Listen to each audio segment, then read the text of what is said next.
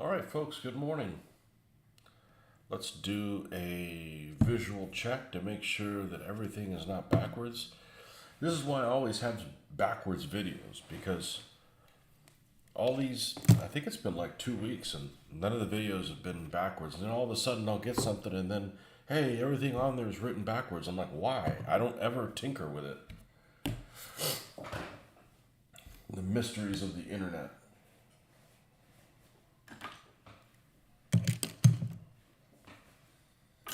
Okay, well, we got a little bit of a later start, and it wasn't due to me oversleeping, because sleeping's for sissies. I had to go take my daughter to work, and it was she asked me to take her to work. It was very, very foggy. So that is why I still woke up at 5 a.m. like normal. Okay, so we've got the 232 is done. We just need to spray her. And I figured let's work on another one while we're at it. This is going to be the 233, the Stummel, with the 75 millimeter gun. It's not a howitzer. It's a little too long to be a howitzer. It's 24 caliber. So it's the same gun that's on the Mark IVs, the short Mark IVs. And we need to pick out some details on it, and then we can roll into the decals and dry brushes. We got this guy and the two 231s to do. So, and then the whole pack of these guys will be complete, and we'll move on to something else. Something else. Who knows what it'll be.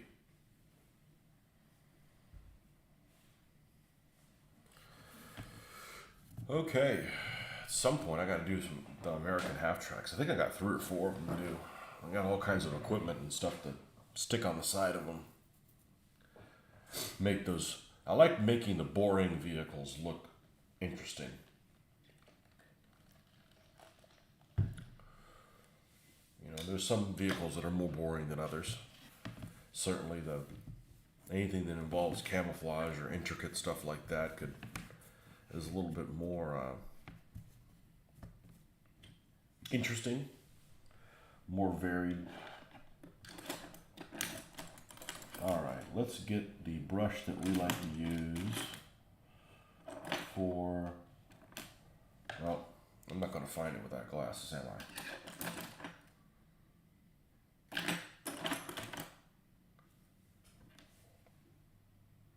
This one should work fine for what we're doing here. It's not really. This is the one we're looking for.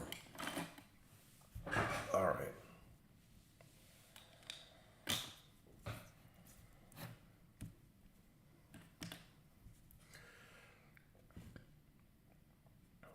So we already have this color in here, so highlighting in this shouldn't make a big difference. So we're going to add a little bit of dark sand. And I got that idea from somebody else. Honestly, my gut reaction would be to just use white, but then it would look like a chalky appearance. So I saw a video, somebody did that, and I'm like, let's give that a shot. And it works pretty well.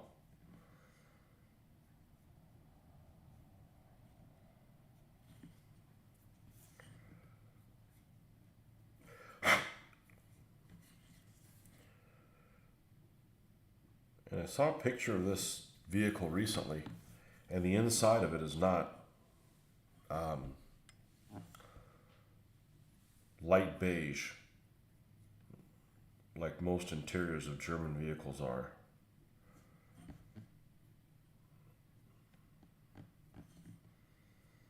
Which I think, the interior is light beige if it needs, if it's some kind of a dark environment, but you don't want it standing out when you're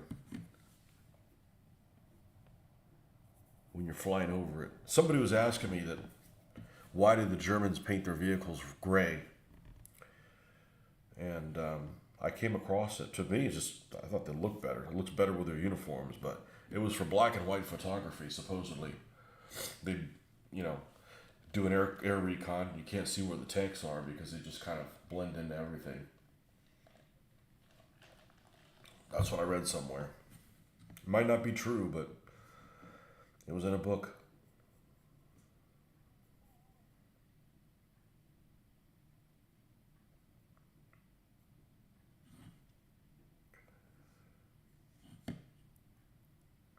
The details on the back of this are so much more emphatic on the Plastic Soldier Company than they are on the Rodin. They're just, well, I mean, it's a total different take on it. Here's a good example. Here's a good example for this. Let's just zoom in instead of messing with the camera and screwing that up, because I think the camera's right where it needs to be. See if I can show you guys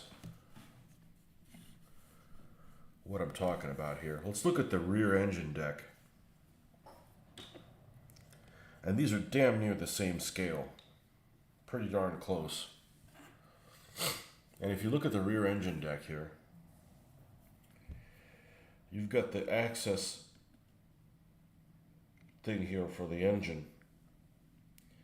On the Rodin kit, the engine sits, and I don't know which one's more realistic than others. It's probably the Rodin one, honestly. It's actually it's a little higher than the rest of the body. And here it's even, and it's recessed. It's got a heavy recess here, which is going to stand out really nicely with the hinges and stuff like that. But you could tell the differences is that these are definitely wargaming kits, and may not be 100% accurate, but the detail on them is going to stand out a lot better at a distance. The same thing with the access hatch here at the front. This one, the doors are even. They're the same height as the rest of the body, and here they're actually up a little bit. So I'm surprised, honestly, that they scale that close to each other, because frequently you have I think we'll keep it at that distance, a little bit of both. So welcome, good morning to you. If you thought you missed about an hour and a half of programming, you didn't. I was off to a later start today because of having to run a taxi service for my daughter this morning. Nah, it's not a big deal. It was foggy. She wanted me to take her to work, so. We're back. We're back on the attack. But it's interesting to see what the differences of those are. And those were two kits that were generously donated to me by Les Parsons, who said that he was never going to get around to getting to them, to painting them. Well, guess what? Now I painted them. I got one more thing to do that Les donated, and we'll get to that. We'll get to that in a little bit. I haven't decided how I'm going to paint that one. It is a Revell of Germany Panzer 3L plastic kit with separate link track. We're going to build that live. Probably should do a video of it. Not that I'm the world's best builder, but you know, some people struggle with separate link track, and now that I figured out how to do it consistently, I can knock those things out of the park. And I really like the separate link track a lot. Well, I'd rather have the track already pre-built, but the plastic band track is just garbage. Good morning, Jeffrey. How did the rapid fire game go? So I played Brits, the good guys. The British aren't always the good guys, but in World War II they are. No doubt about it. There was There was three formations. I'll talk a little bit about the rapid fire game, and then I'll tell you what I think about it, what I like about it, and what I don't like about it. I had played rapid fire before, but it was a long, long time ago, probably 15 years ago, maybe 20. So I didn't remember anything about it.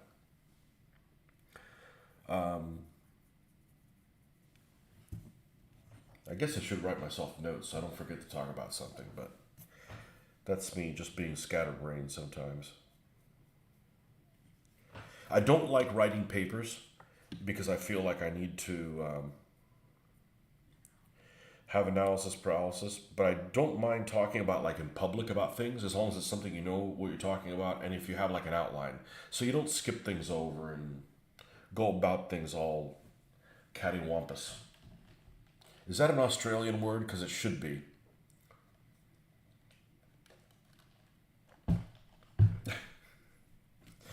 Anyhow, rapid fire. So it was a. I was disappointed that it was not a scenario because I like scenarios because when I get done, I'll go read more about it. This was just like a pickup battle, and it was somewhere in France, and it was the BEF, some form of British Expeditionary Force in 1940 versus the Jerrys, and they said, "What side do you want to play?" And I'm like, "I want to play with Joel because Joel and I, when we team up, we always seem to win." Joel has a problem beating Mitch, but when Joel and I team up, we seem to win. I just want to Mitch anyways. So I played, Mitch wanted to play, Mitch didn't care, and I played Brits. And there was three forces. They each had an infantry battalion. And units that were supporting. So one unit had like a couple of 25 pounders, 4 Mark 6Bs, and maybe an odd mortar or something like that. The other one had an infantry battalion, a Matilda 2, 2 Matilda 1s, and a couple of Morris armored cars, which I didn't recognize. But I'm not an expert on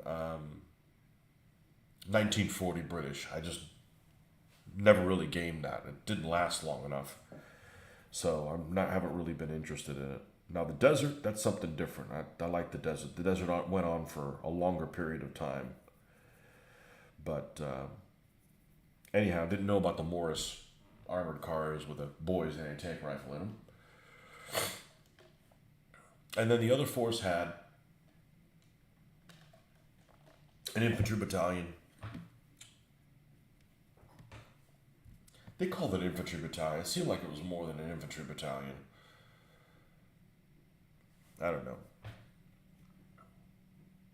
10 stands or so. 10 stands of infantry. And a Mark 6B, 2 A13 Mark 2s, and a couple of 2-pounders with some weird trucks I'd never seen, like tractors or something like that. I'd never seen them before. It wasn't like the cute little Morris trucks. I do like the Morris trucks. I think they're adorable. And adorable's a good thing if you're building war game miniatures. Maybe in real life it's not of any value, but if you're painting things. But they were like almost like an open top, like they reminded me of like those weasels that the U.S. used, but they were bigger to tow the 2-pounders. Anyhow, it's like, what force do you want to be? And our objective was to defend this town. I hadn't played rapid fire, so I'm like, I don't care which force I get. I just don't want to be the one that takes the town, because that's just like too much responsibility on someone that doesn't know the system. I know how to play World War II. I know exactly what to do. I just don't know how to do it within the game system.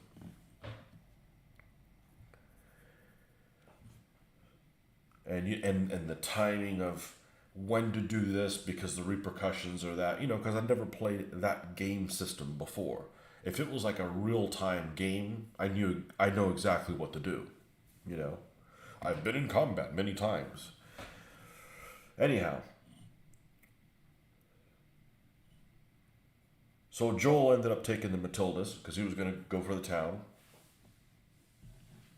Mitch's friend, which, I can't forget, I forgot what his name is, but he's a cool guy from Tampa. I've played with him before.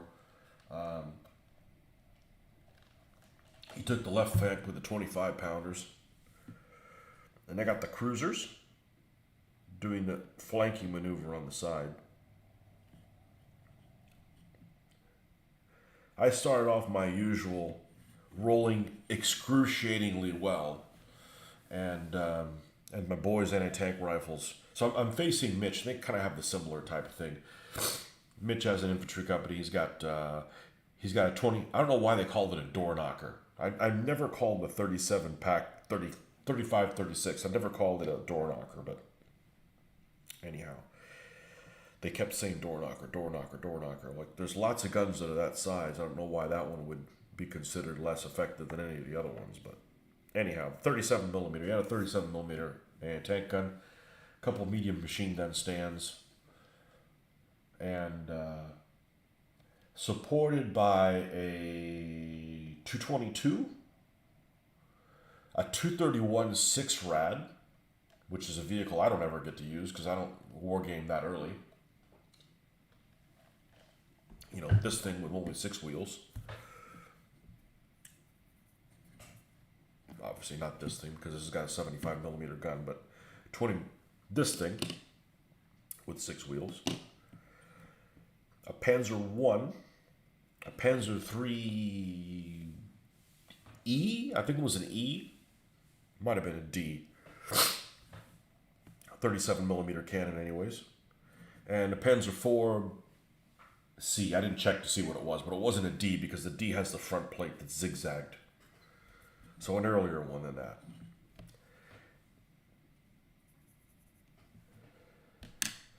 And excuse me.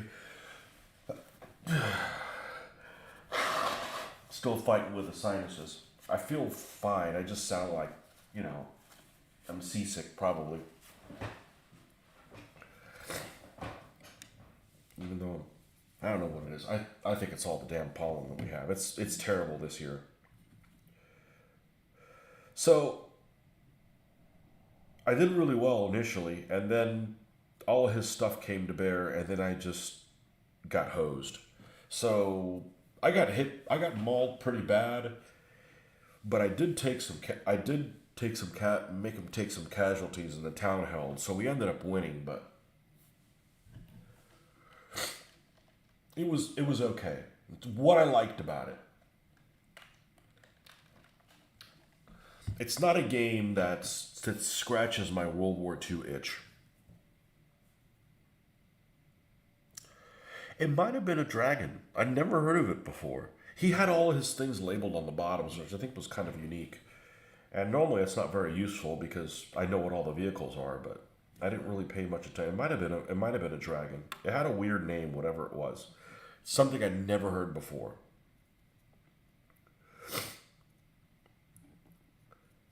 So what I liked about it, well, once I got the hang of it, I could just roll a die and go, okay, these guys are firing there.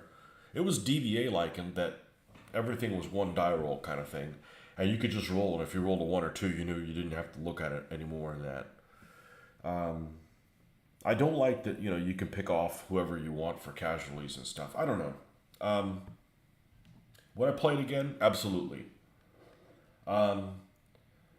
I feel like it was a lot like my experience in the past of playing Command Decision. There weren't too many things. There weren't too many choices that I had to do. It wasn't like there weren't very many hard choices to make with the game system. It's like, it's your turn. You're going to shoot everybody you can and try to avoid getting shot by things. And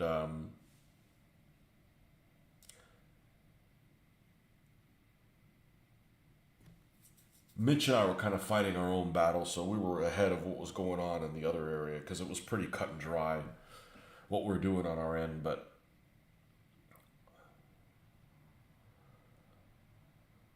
if I was going to play a game like that, I wouldn't be motivated to paint all this stuff because I'm like doing all kinds of detail for something that's pretty E class. I don't care for games that deal with arbitrary letter designations for armor. I like dealing with like hard facts, so you're like learning something while you're playing the game. So like if you look at it, a gun and you're like, okay, this penetrates 75 millimeters or whatever, just like give me real data, because then I'm kind of learning real stuff as it's going on.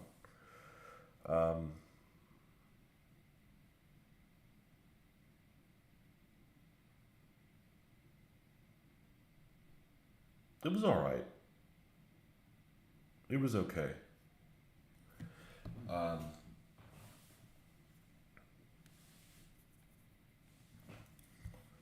But that's the thing about World War II games. I'm like, I'm totally at home, comfortable playing World War II games. Like, okay, I know, I already like, what's the situation? I already know what I have a lot of confidence in what I need to do and what's good at what.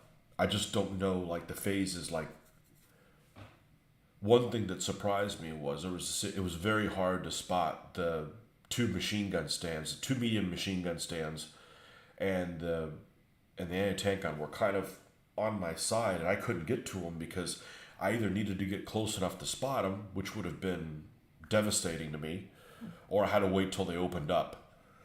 So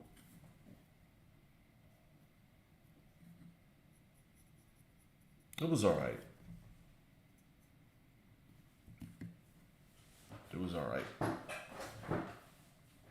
But I just felt that once the battle gets really complicated, there's long periods of time where one side isn't doing anything. The non-phasing side is just kind of like, hey, call me while I'm going to go get some coffee, you know? And I don't like that. So, Germans called it a door knocker after experience with the Matilda 2 and the KV. Yeah, the Matilda 2 has a hell of a lot more armor than a T-34. Played Rapid Fire 90s a few times, not 100% convinced with the different representational scales of figures and tanks. Yeah.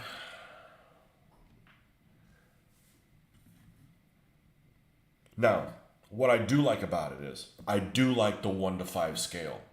I grew up on Command Decision. I look at three tanks and go, oh, that's a company. I mean, it's like pre-programmed. Like, I already know what that is. As a matter of fact, I have a harder time figuring out how many tanks for the company, and I got to think, okay, normally 3 times 5, about 15. Okay, got it. You know? So I do like the scale representation. The infantry didn't do shit unless you got within 6 inches. And then it was pretty deadly to other infantry. It was fun. I do enjoy having a teammate that we're just kind of doing our own thing. Like we really didn't even discuss a plan. So when they're rolling, it's fun to have somebody there beside you that's on your team that you can cheer on. Come on, you can roll them sixes, and then they do, and then you feel great, like you got some kind of a witchcraft superpower. And that shit happens sometimes, and it's just pure coincidence. I don't believe in none of that crap. But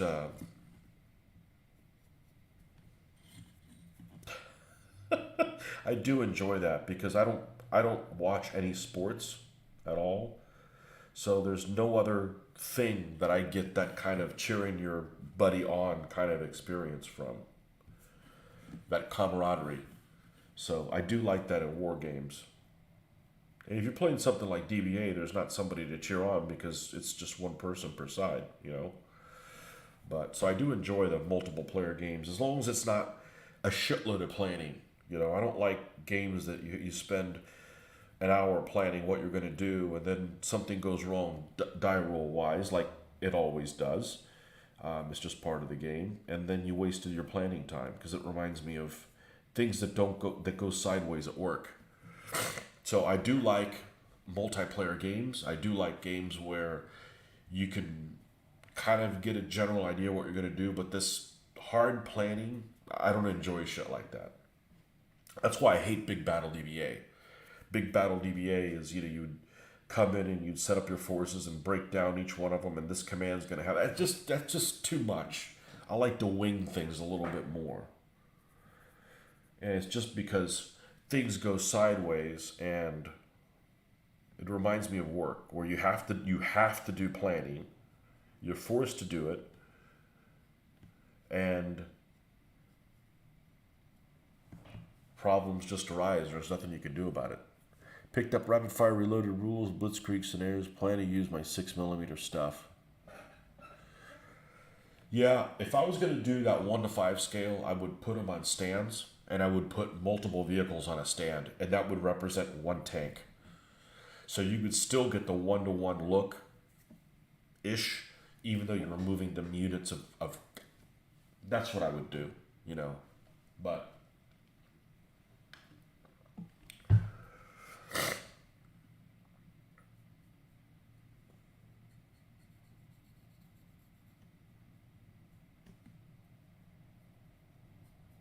I don't really care for games that you can see everything on the board, because when you're playing a game, you're kind of like a god. You see everything that's going on, right? And you may be able to react to it. I don't like that. I would rather have a game where, like DBA, you can see everything that's going on, but you got to roll to see what your guys can do, and sometimes they don't listen to you. I think that mechanism works really well. Instead of having a game master, having two boards, and having to for Fog of War, I think that the pip mechanism works really well for Fog of War. It's simple enough to simulate that kind of a thing. So.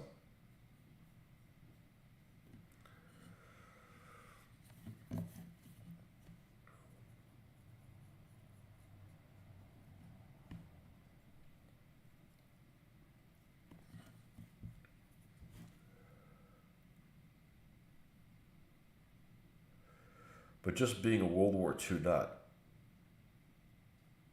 and you're talking about vehicles,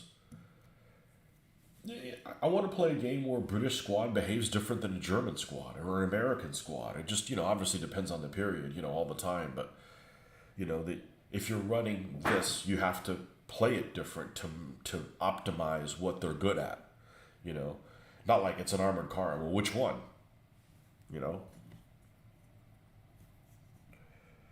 Because I like learning about the stuff.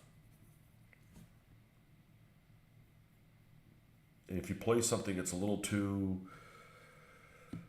fast play, too many of those things get dumbed down. Like I could never play a Phil Barker type World War II game. There's just no freaking way. I've said it before. I'm not playing another Phil Barker game. And it's not because he's not a genius. I just don't want to. It's just too freaking abstract. Good morning, Marcus. I didn't get a chance to look at your pictures. Very much. You sent them. I was at a benefit concert last night, and we got back really late. So I'll check those out today.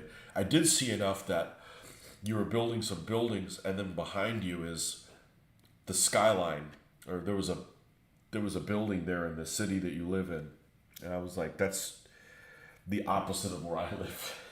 Well, not the opposite, because I don't live in the country, but I live in suburbia. So I wasn't able to respond to that.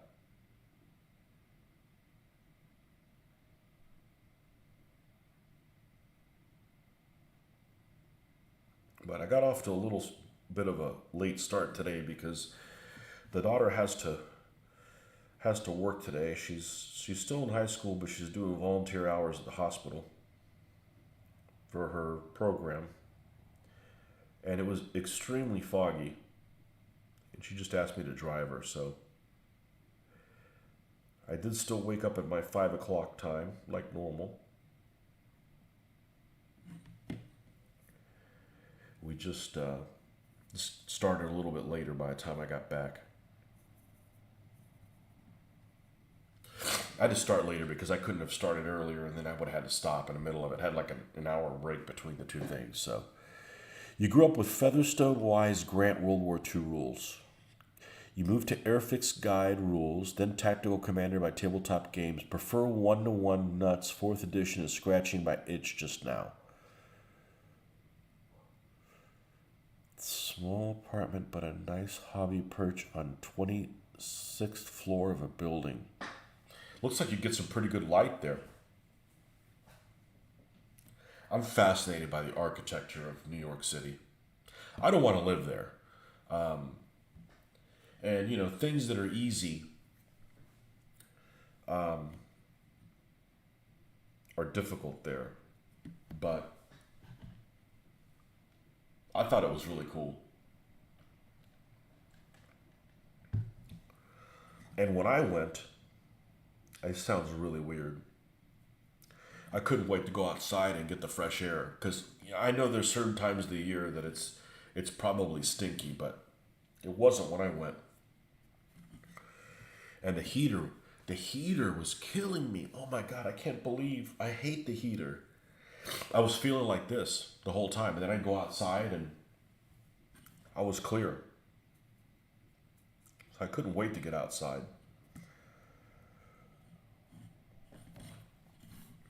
Yeah, you got to have your own space to your therapy room. And this room's not huge. It's, I don't know, 11 by 10, 12 by 10, something like that. I wish it was laid out a little bit different so I could make my next room. Of course, I've been here a long time, so who knows if whenever we'll move. I would like to have a whole corner thing so we could have another side to work on different stuff over there. I think roll from side to side. But, you know, now that I know that,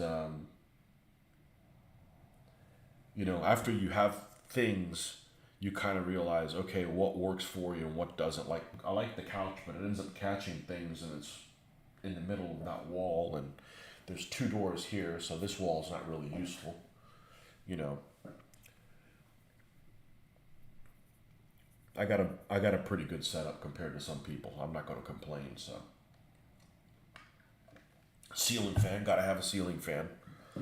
I don't work without air circulation. Sunlight can be blinding. Yeah. Well, I like the natural light, like if you're going to read, but once that light comes through the transom window and hits here, you get like 2 different lights, and it's actually awkward to paint. So yeah, I can see that.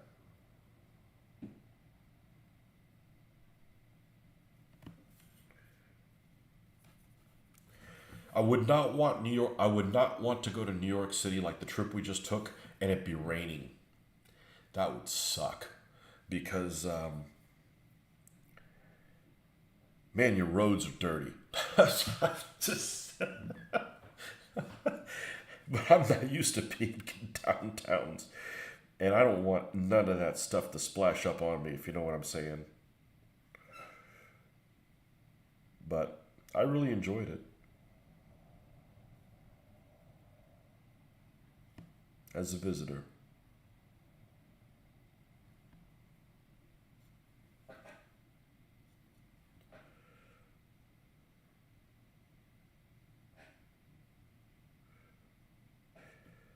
Pick some of this stuff up, pick some of this stuff out, and then I'm not 100% convinced I like how these look, but I'm going to roll with it. And the problem that I did is I was distracted.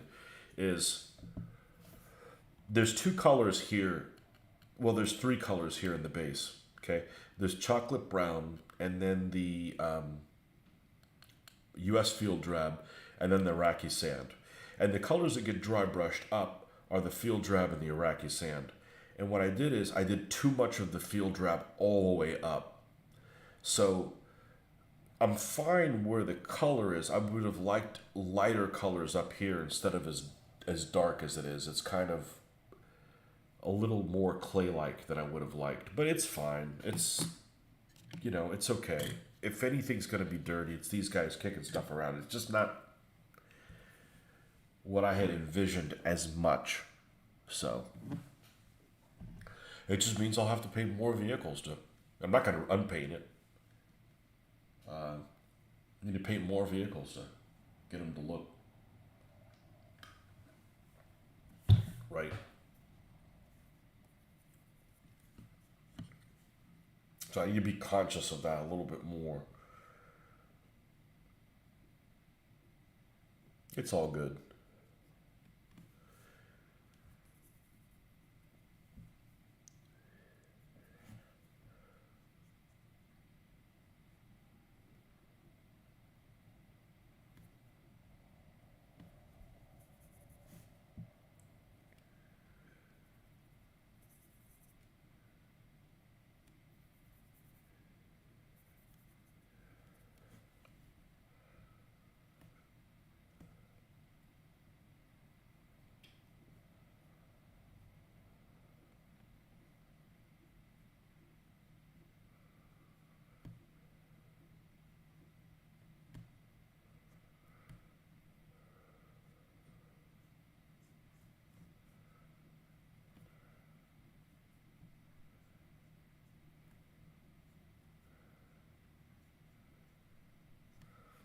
The run of this particular vehicle, the 233s, was not very long. They only used these from, I think they started coming out in early 42. I'm sorry, mid 42.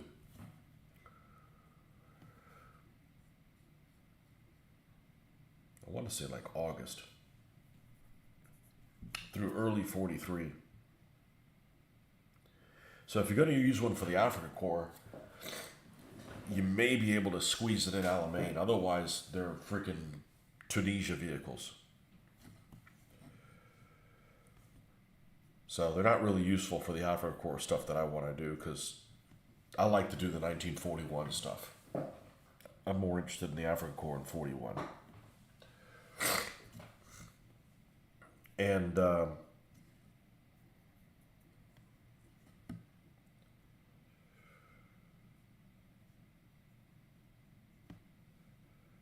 so there's a very small period of time where these guys would be in gray and not have snow camouflage.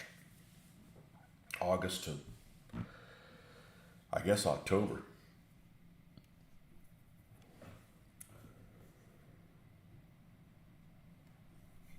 And I don't really care for this style vehicle in Dunkelgelb.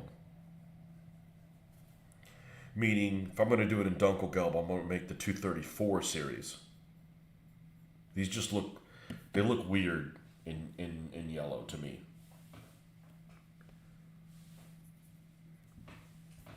So,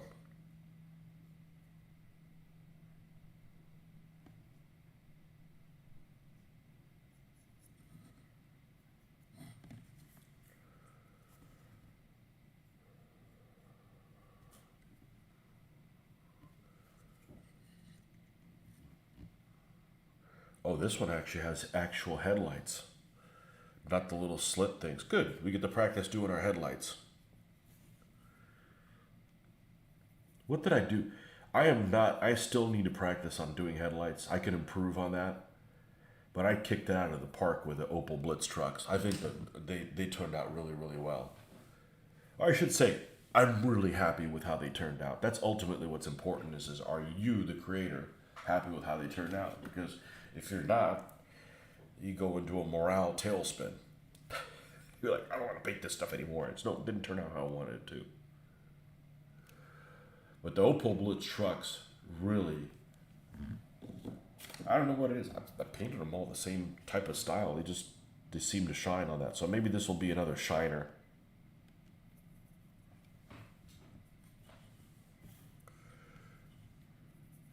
Another shining example of something I'm happy with.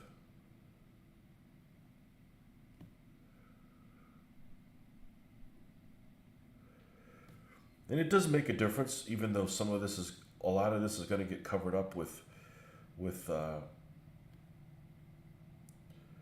dry brushing, to have this underlayer of different shades of the gray.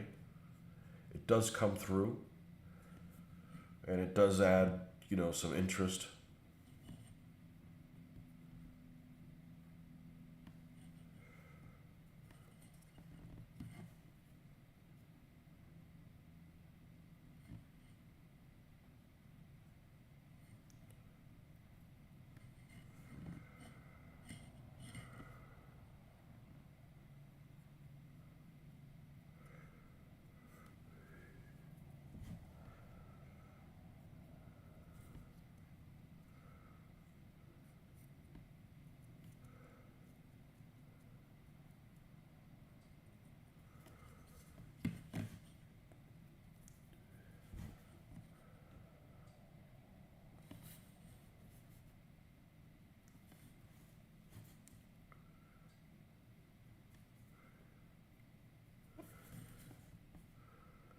We are back into the season of hot nights. And it's freaking early. It's still early March. Early March through mid-October. Hot nights. Those nights where it's like in the 80s at night. I can handle it being hot in the daytime, but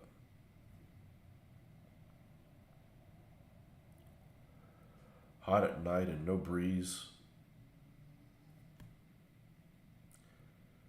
So I don't want to hear it's cold over in wherever. I wish it was cold here.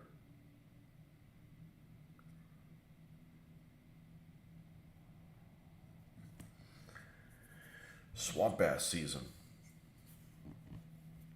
10 months out of the year.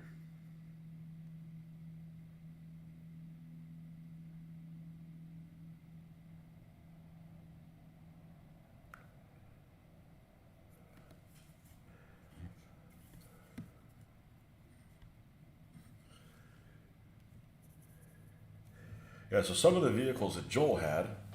Good morning, Ian. Some of the vehicles that Joel had in that rapid fire game he got from Battlefield 3D. And they look great. Of course, they're all 15 mil. Good Lord. I think I'm going to need to email that guy whenever I get around to doing the desert. Because I want to get some A13s from him for the desert. Said, hey, is there a way you can make some with a hatch open? Because I want some of the tanks with a hatch open. I mean, if there's somebody that needs to have the hatch open, it's people in the desert. They're going to be like a pressure cooker. I don't know. Maybe they can do it. Maybe they can't. I don't want to chop things up and make a lid. I guess I could do that. I've made lids out of lids of plastic lids of like a yogurt container. That worked actually pretty well, but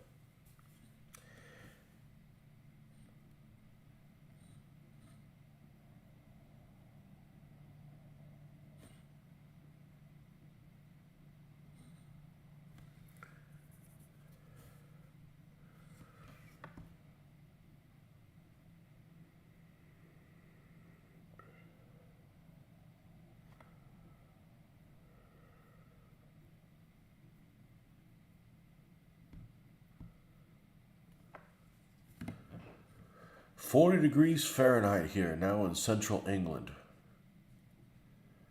30-degree forecast for tonight. The problem is it's probably overcast. It's like when it's those temperatures here, it is the most beautiful sky. So it's like double win. Beautiful sky, happy, crisp. You know? But you guys have like overcast. I probably would like the weather in England because I actually like it wet and cold. I can't deal with dreary. It gets me down. I eat too much ice cream. I've found that when it's dreary and rainy, that's when I want ice cream.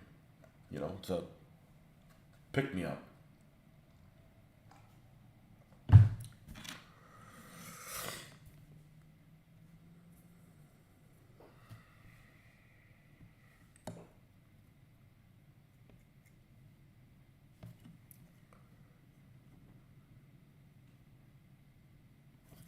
I'm surprised I don't feel like crap because I did have beer last night. And beer normally, I feel like garbage. And I'm talking about having like two. I'm not talking about, a 12 pack or something. I usually feel like crap after beer.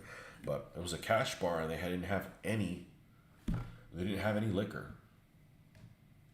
I'd much rather have liquor.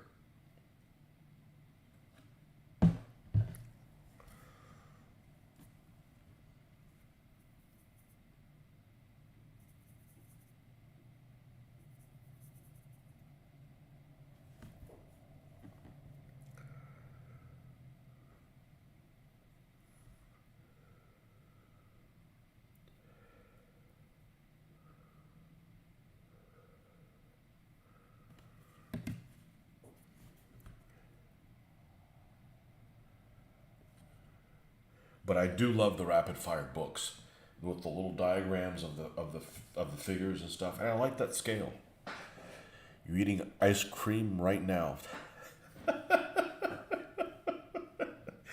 Birds of a feather. So you get it. It's a pick-me-up, man. Now, the thing about sugar, though, is, you know how some people, they say, are addicted to alcohol or stuff. I'm not. I'm addicted to sugar. Like, if I have ice cream, like, let me just serve myself a little bit. And I'm like, let me serve myself again. I'm telling you, it triggers something. The only thing that does that for me, so I try to avoid it for, I'm sober from sugar. I don't find alcohol addictive at all, for me. But sugar, oh no, that triggers something. So this is just cold coffee, no sugar in it at all.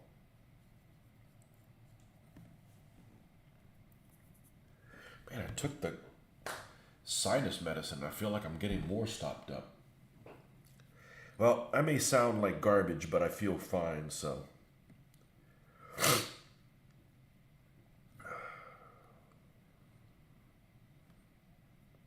don't know. Maybe it is a cold and not sinuses. If it is a cold, it's a lame ass cold because I haven't felt bad at all. And it's only in my nose and it's only in the front. And usually, what I get is I get the back drip. Not this time. I'm still blaming it on sinuses. Never really had any sinus issues growing up, but I guess since I'm now grown up instead of growing up, actually now I've grown up and out.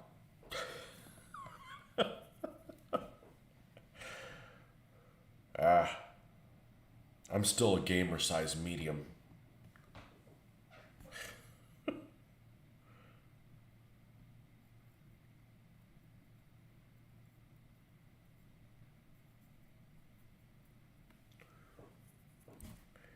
Let's highlight some of this here. And then there's not much more we got to do. We got to do the cannon. Just do a little bit of this because, when we go and do the dry brush, it adds some different, the new term, modulation. So you know how I'm not really into like doing chipping and oil stains and all that stuff. I was doing a search for figures and I came across Verlinden products, which in the early 90s when I was doing 1/35th scale stuff was like the tome of things. I mean, it was Verlinden this and Verlinden that, and the stuff was amazing. I looked at some crew members or something like that. It wasn't even something I was interested in. I was looking for 1/72nd scale stuff, and I came across Verlinden 1/35th.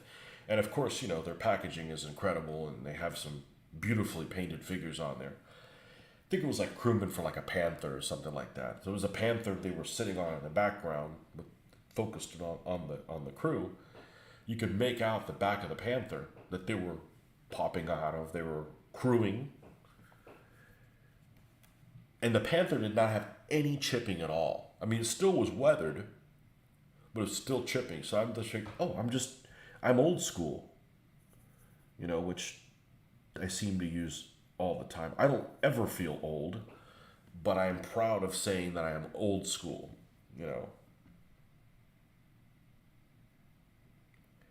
And maybe that's where it is. I remember the top stuff at the time, which was Verlinden, did not have any kind of chipping. Had weathering. We used pastels and stuff like that. I mean, it's just a style that I got used to.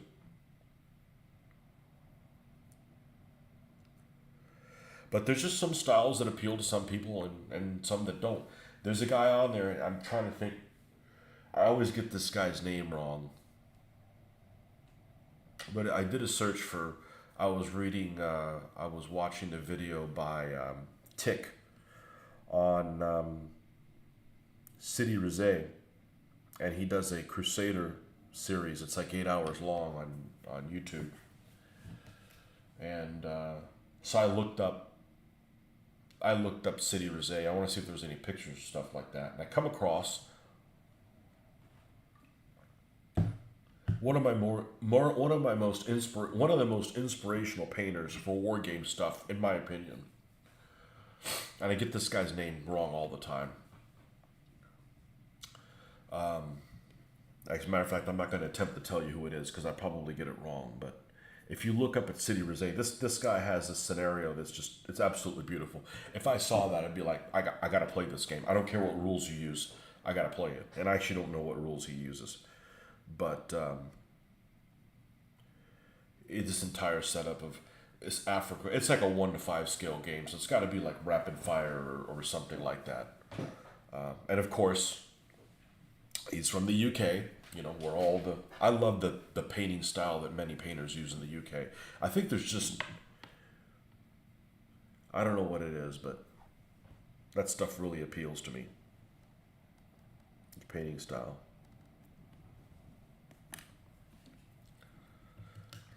I couldn't live there. Between driving on the wrong side of the road and the stuff that you guys eat for breakfast. I'm out. Oh man, but all the miniature stuff that I get, I definitely like the UK style. But who's this guy's name? Is it the Roach guy? I think his last. No, maybe it isn't, because I would remember that. Because that poor guy with the last name of Roach. Anyways, this look it up. It's 15 minutes. It's just absolutely, and it's a comic book style that he does painting. It's very impressionistic, but it works freaking great. He's got the beautiful cruiser tanks with the man. I love cruiser tanks with the banners and I guess they're pendants. Banners would be much bigger, but pendants with the counter scheme, just absolutely beautiful, inspirational. So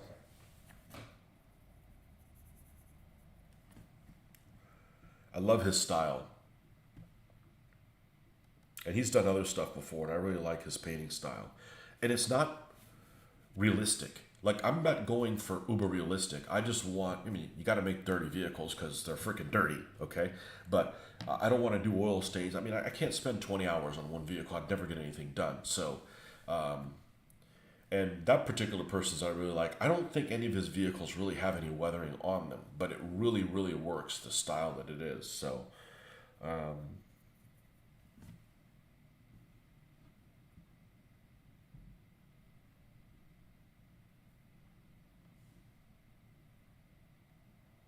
can't remember what that guy's name is. He has a blog and he has everything he has painted in there. I like that. I like that thing. You know, there's some amazing painters in the UK. There's amazing painters everywhere, but there's some amazing painters in the UK.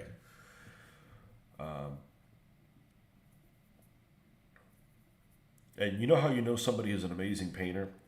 Is you see stuff that they paint. It's a period you're not even interested in, and as soon as you see their stuff, you're like, I want to play that period. Or I want to read more about the period, or inspirational stuff.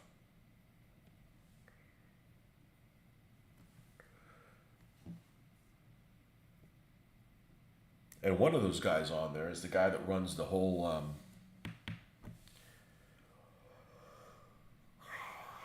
what's the name of the, what's the name of the, of his thing? God, I can't remember what it is. You're refurbishing some 15 miller ECW originally painted in 82.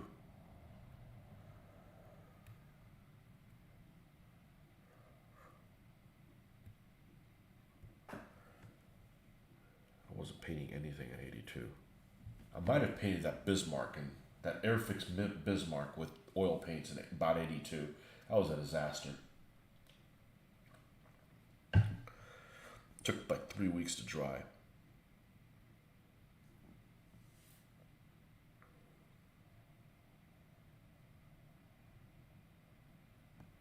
I can't believe I don't remember what his website is. But he does the sailing ships. He just did the thing. Oh, the guy's name is Barry Hilton. He's a freaking amazing painter. I'm not into sailing ships. And I'm certainly not into sailing ships of the 16 and 1700s. You know, when they start all kind of looking the same. To me, to an untrained eye. Just like somebody say, oh, all Shermans are the same. All Sherman tanks are the same. Blasphemer. Probably the same things. Like, oh, can't you see the rigging's different? That's just freaking strings, okay? But his stuff is freaking amazing. And the pictures that he takes, it's just incredible. You know, the ground that he puts like the little name of what ship is what. It's like a period I'm not even interested in, and I want to play it. No, I am not a fan of games that involve ships that also involve wind. You know, Barry is a force of his shit is inspirational. You know, he's not paying me to say this. I'll say things. I have no filter. I tell you how I really feel about stuff. And when you see stuff in a magazine, you're like, fuck, I can't wait to get into that. And it's something I'm not even interested in. I asked him, I said, he just came out with his rules, Mad for War or whatever. And I know he had been talking to him, because I've corresponded with him very little, like on Facebook and stuff like that. And I'm like, man, if you made rules for... Because I think everybody's kind of interested in their own people when they were awesome. Is that, you know what I mean? So I love the Spanish when they were, you know, spending money left and right, you know. The 1500s. I said, man, if they did, like, the fighting Turks and stuff like that. He says, oh, there's rules in there. I'm like, oh, shit. Crap. Maybe that, I got enough on my hands.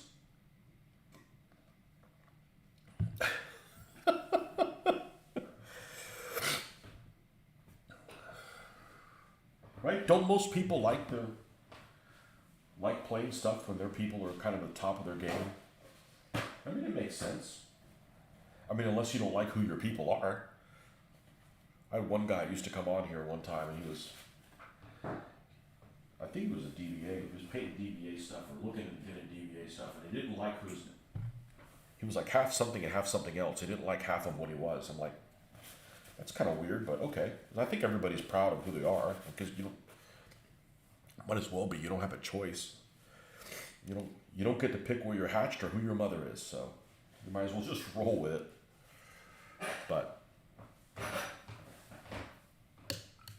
his stuff is incredible. I know a lot of it is like movie magic. Like I know how you take, after I did one background painting, which, you know, I had analysis paralysis forever, did one. I was like, it took 10 minutes to do the background. Because even I've never painted like two-dimensional, like, you know, real painting. This isn't real painting. It is, but it isn't. I'm talking about it on a canvas.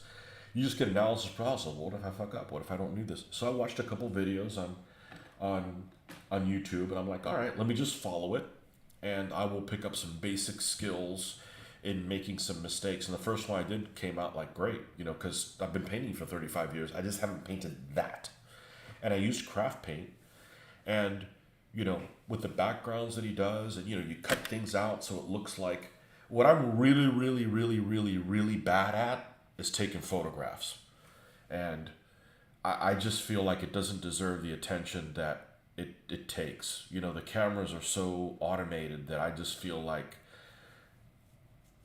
I'm like ADD when it comes to taking pictures. I'll like, okay, this is done. I want to show people what I've done, and I'll take like 8 photos, and one of those will go out on the internet. And I don't tinker with it. I don't tamper with settings. I just don't think, I don't want to give that the deserve. I don't think it deserves a ton of time spent on it. So that's the thing that I'm lazy on. I'm not a good photo taker, you know. And the photos, very incredible. I take it here, it looks totally different. I take it outside, it looks totally different. You know, he did some World War II tank rules back in the day. Played a demo game with his Claymore Edinburgh in the late 90s. Yeah. His ships are incredible. Totally inspirational. And they're that combination of realism but but they're game pieces. You know, it's a little of both, and yeah, he did this whole series of like Portuguese ships, just stuff that's like, man, that could you could have a lot of fun with that stuff. So, but as one of my viewers says, you can't be into everything. I found my way back to World War II, and I'm gonna have a hard time leaving this again because there is just so much World War II stuff. I stopped playing World War II because I got tired of there wasn't anything new to read about. But it was, remember, it was like pre-internet or like around 2000. Yes, there was an internet, but not how it is now. Now I'm going through War Games, Soldiers, and Strategy and going like, okay, that PDF issue looks good. Like there's some interesting stuff on there. Let me buy it. And you get it immediately and you're able to read them like, oh my God, there's this scenario. You know, there's just so much stuff that's available now to keep interest going. It's just incredible. Incredible. And there's stuff from different sides. Before it was like you wanted to read about stuff on the Eastern Front. All we had to read about was the German lies. Now we got the Russian lies to compare it to. Just a different viewpoint, you know?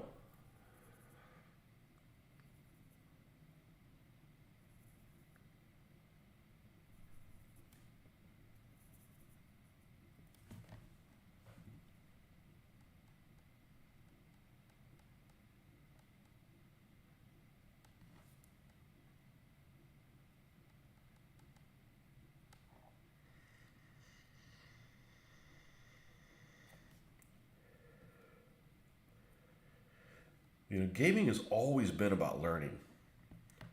And I love it when you go to some place like with all the resources that we have now, and I've got lots of books, but I don't really touch them anymore because my first go-to is the internet because it's just easy to get it instead of like, okay, which book is this in? You know, I'm not anti-book. I love books, but that's not my first go-to thing anymore.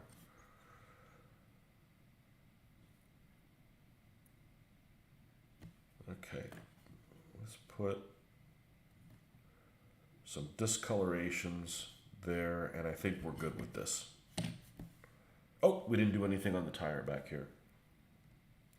So I'll go to like that guy that does those great 3D printing things that I haven't bought any stuff because the shipping is just crazy.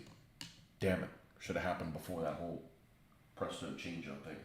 I will order from him. I don't really need anything right now, fortunately. So I don't want to justify buying anything. Although, looks like KV2s might be a thing to get because those Pegasus ones just aren't available anymore. But anyhow, the real reason to get those Pegasus ones is you get 4 turrets with 2 hulls, so you get potentially 4 tanks instead of 2. So that's the big draw on that. But Battlefield 3D, their stuff looks incredible, and they make all kinds of vehicles I'd never even heard of. You know, really, really weird, obscure shit that they only made like single digits of. So I go on there, you know, with the internet. Like, I've never heard of that vehicle. Copy that name, because, you know, the German names they're stupid. They're overcompensating by making names that are, you know, 47 letters long. I go and paste that on there and I search. Oh, okay. They made whatever number of them. You know, like I didn't know that they captured A13s, modified them a little bit, and they make a German modified A13 that went to the Eastern Front, and they used them as command vehicles for the Flammpanzer Battalion 100. I've heard of Flammpanzer Battalion 100, use those Flamingo Panzer IIs. I didn't know that they used A13s as command vehicles. There was like 7 or something on my main. I think it was 7, 17, something like that. You have subscription miniature war games for physical issues. I have digital subs, WSS, and War Games Illustrated. That's the third one. With the War Games Illustrated Prime sub, I get access to back issues. Which one do you like the best, Jeffrey? I like War Games Soldiers and Strategy. I had some old miniature... No, I had War Games Illustrated. I had some old back issues of that, like in physical. I don't know what happened to them, but the pictures they had in there were great, but they were just all over the place. You know, at that time I was only into World War II stuff. Now I'm kind of like, I like how that guy did his trees. That's the next thing I got to do is when we start doing terrain, we're gonna get. I got some killer trees, but we need to fix them up. As my goal is, we're gonna run games, and they're gonna look. They're not gonna look like the rapid fire game. We need to. They need. I want them to look like that magazine. The magazines you see. Damn it! I want to play on those awesome looking battlefields. Okay, this thing is ready for where we're going to put the decals. Now, I did pull some pictures of this. This stuff's working really well for just a tiny little clear coat in certain places. So I was a little concerned when, let's see if I can get this close enough. I don't want to zoom the camera in. See how that one spot where the cross is shiny? When I do the overall flat coat, that'll all disappear. But I was concerned when it was so shiny, and I don't know if I'm going to fix this, but now it's definitely. That's really annoying that these tires, I painted them black, and you could hardly tell. Oh well. We do need to do that as well. Let's paint those gloss spots on it. So using back issues refound in World War II, enjoyed playing in the 90s. There's an article from, there was a thing back when I was on the miniatures page called MagWeb, okay? And it gave you access to all kinds of stuff. And this was about 2000, 2001, 2002. And there was several articles that I subscribed to it for like a month or two. And I pulled down the articles that I wanted. And there's one skirmish scenario that I really would like to try. And it's a really unique scenario. It involves British, Americans, and Germans in North Africa. In Tunisia. And I always looked at it, and it was kind of cool because forces came from different parts of the board. And I have it there somewhere. I printed it up. All right, so let's pull down my picture that I have of this Stummel, and see where we're going to put the crosses on this thing. Because I don't like crosses going over hatch openings, because then I've got to weather the gap so that it'll stand out. So, and this might be one that I have to hand paint the crosses, because I think I don't want it to go over the edge here where some are shown, because if I do that, it's going to hit into the door, and then I don't want it going over the door. So I think this is the spot we want to keep it at. And that might be too small for an actual cross. And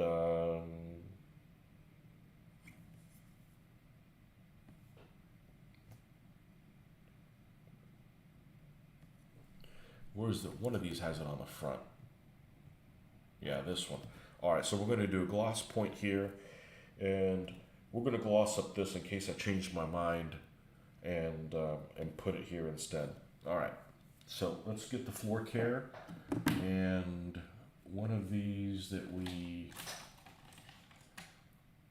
this should work. Oh, this is one of the ones I use for the clear coat for the lacquer. I keep those only for that. I guess today I need to just get off my ass and arrange my brushes. Okay, let's go back to this screen here. We found getting many works since issue 2985. I have them all from number 1.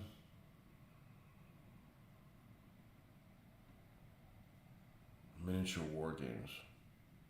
Have the odd issue of War Games newsletter and Miniature Warfare.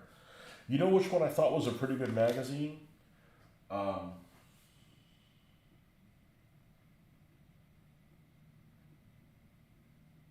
Is it War Gamers Digest?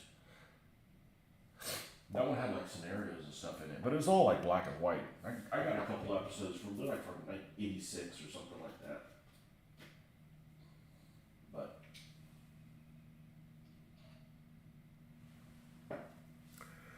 I only got one episode. I've only got one episode. I only got one War Game Soldiers and Strategy. I specifically picked what the subject matter is, and in it, there's like 3 scenarios that I can tinker with, and are useful. What did I do? I made a mess. Jesus. I want to get this everywhere. This stuff smells too good. It does. It smells very pleasant. All right, let's do there and there, and then this area here as well. We got the front, okay? Nowhere else. All right, while that dries, let's start working on the 232, 231. Don't pay attention to what I'm saying. I misspeak all the time, unfortunately. It's annoying.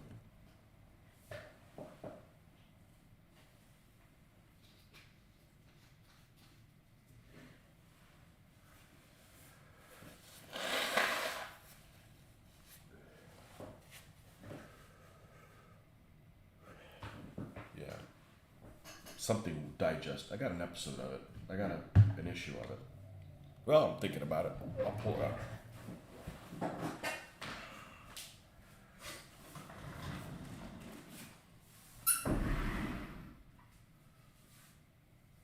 Here it is.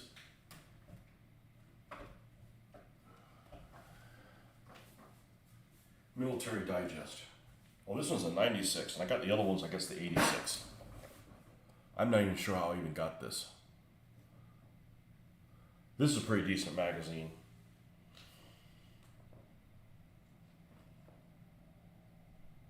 You know, it's got scenario stuff in there.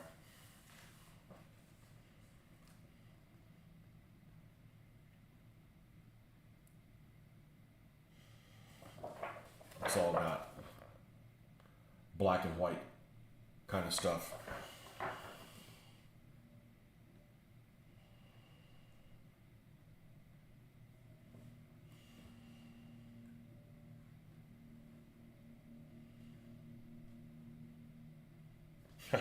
This is how old this is. It's got pictures of like the breakdown of a German tank battalion or whatever. It's probably 1/5 scale, and it's using Roco mini tanks.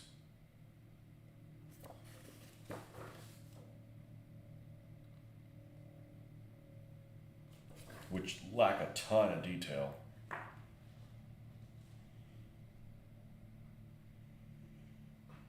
Oh look, it's a numbering system.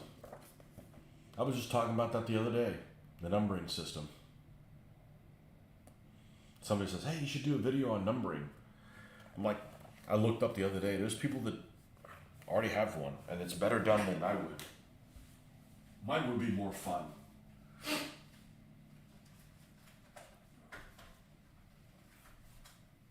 There's a lot of really good videos out there, but many of the people that do these videos are too clinical. And I'm not clinical at all. I'm going to make mistakes, and I'm going to get excited about stuff. I get excited about things. Otherwise, why am I doing this? Okay. This thing isn't dry yet, is it? No, let's not screw with this. Let's take this to the... Let's do these 2 armored cars at the same level we have. And although I'm really tempted to finish this one to see how it's complete, but it's gonna look good. You know, once you add a little bit of green there on the stand, it's gonna give it something. So.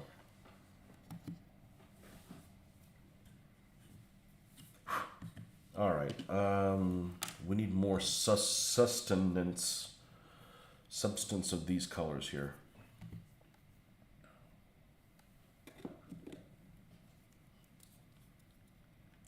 Yeah, I don't like to listen to programming that's very clinical. Um, I like people to get excited on their programming. Like that's why I like Lindy Beige a lot. Lindy Beige gets freaking excited about shit. You know, he's a hoot. I've only watched a couple of his videos, but the best example is like when he gets in the. There's a video with him and the chieftain when they get into a Churchill tank, and you can just really see the two styles. Like I am not the chieftain is like he knows a lot of stuff and he's a sharp guy, but he's a little too like I wouldn't want to hang out with him all day long. I don't know if that makes sense, you know. And I assume people's persona online is like they on a video is like they are in real life. Maybe I'm just being stupid. I can't think of the word that I'm trying to think of, but I just assume that people are like they are in their videos. And if that's the case, then yeah, you guys no fun at parties. The chieftain. That doesn't mean I haven't watched a lot of his videos, nor that does he have really good idea. Actually, his earlier videos are actually better, like he cracks humor and stuff like that. I mean, you don't need to be joking around all the time, but there's a time and place to add humor.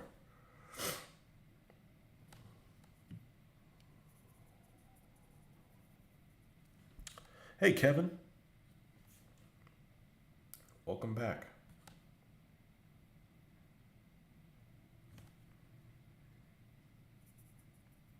I actually had a dream. I don't think that I've ever had one of these dreams before, but I had a dream about DBA last night. And why? And in the dream, I was running an event and somebody wanted to argue about something that we've been arguing and was resolved a long time ago. And at that point, I'm like, I'm not doing any more tournaments because I'm tired of you guys arguing about shit that's already been resolved. It wasn't everyone, it was just one person in particular. It's like, it's people like you. I'm not going to run tournaments anymore. And it's funny because I really haven't encountered those people in person. It's usually the people that are the keyboard commandos. Like there's one guy, I'm not even going to tell you who it is.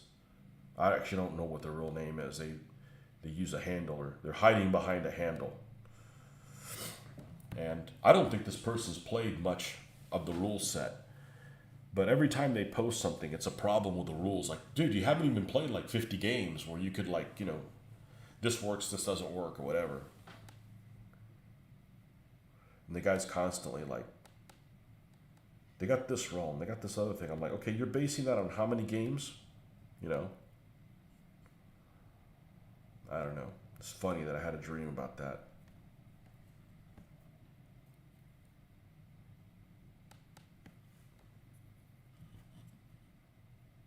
And they apparently had a pretty good turnout with DBA in the UK. I forget which show they just did, but good for them.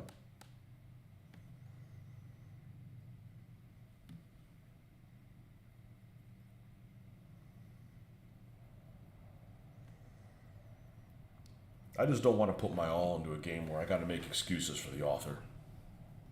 Like, if we all agree something doesn't work, everybody playing the game, we all on the same page, let's change it. You know? Let's make it better.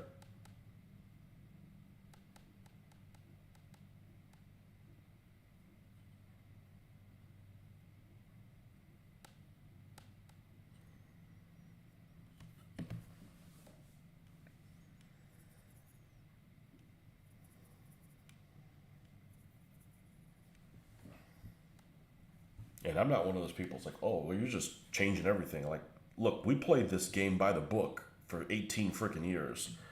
And dealt with, things that were less than ideal in certain situations that kept coming up. So,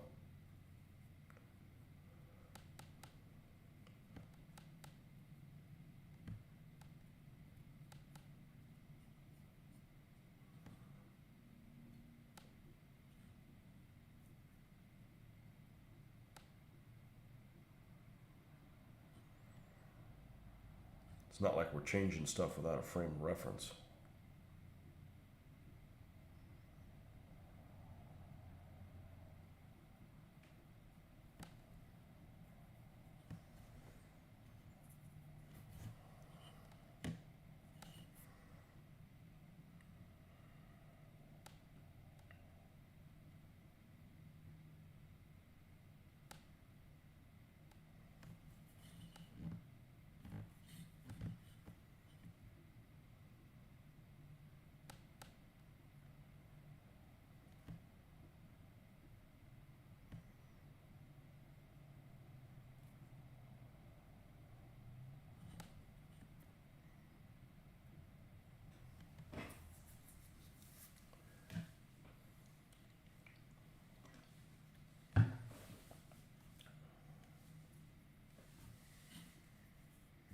Tools hidden underneath there. That's going to be fun to get in there.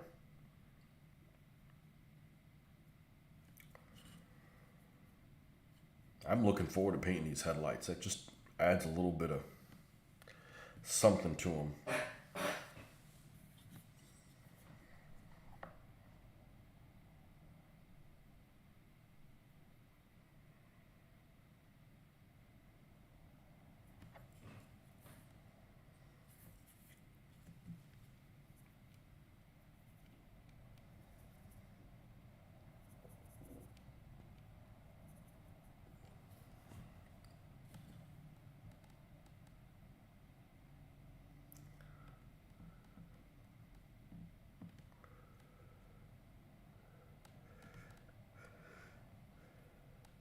I just heard yesterday from a guy that I know that I'm always trying to get him to play DBA, and he had an event that came up the same weekend that the con's coming up. And because I'm not running DBA stuff or playing in it, I don't care.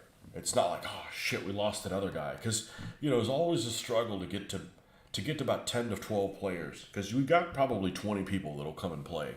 But, you know, it's my dog's birthday, or so-and-so's getting married, or, you know, I'm having a tooth pulled, or, you know, there's always stuff that comes up. So you can't ever get more than like 12.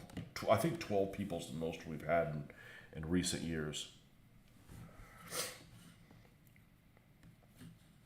But you constantly have to try to get new people, because some people will peter out or they're not available, and you know, you don't want to get a situation like last Historicon. You got 4 people playing in a tournament. That's just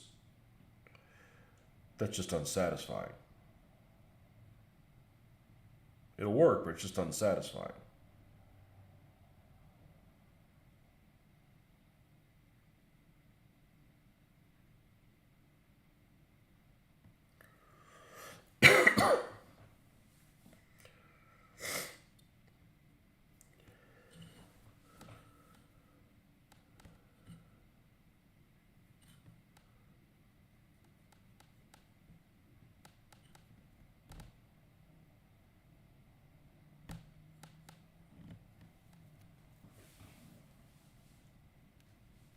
All right, I'm gonna go get some water.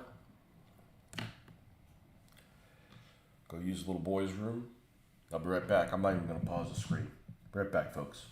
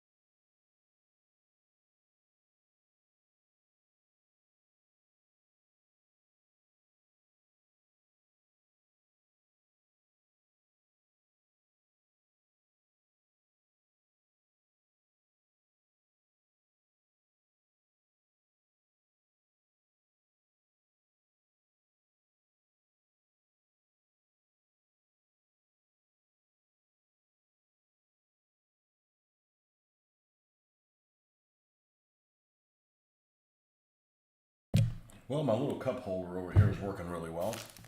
That frees up some other space on my desktop so that my brushes can take over. There's always something that will take the place of something that you move out of the way. But still, with that said, this area is pretty organized compared to most work areas, which isn't saying a whole lot. You guys have no excuse not to keep your painting area clean now that I discovered that you can just use hand sanitizer and take all that acrylic paint off. Pretty amazing. I'm gonna do a video on it soon, maybe get the word out. Hey, I found something cool. I don't mind sharing it with people. I don't want to take all this info and discoveries to the grave. That's stupid.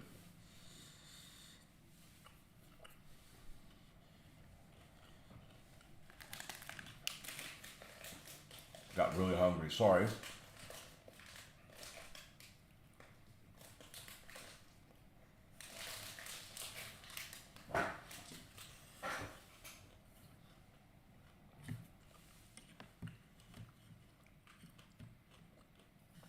It's pretty dry. I probably should put decals on it.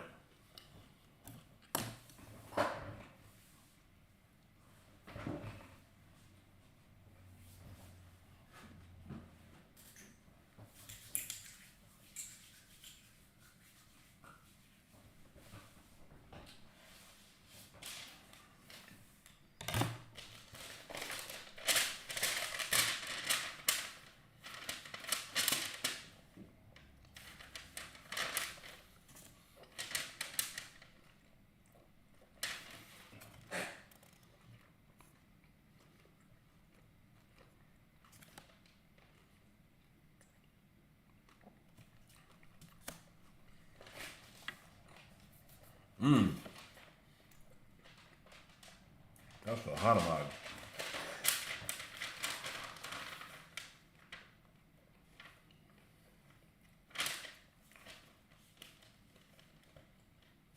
That's a 251. I have both of those. I might as well use the decals that come with them for that vehicle, even though they may be shattered.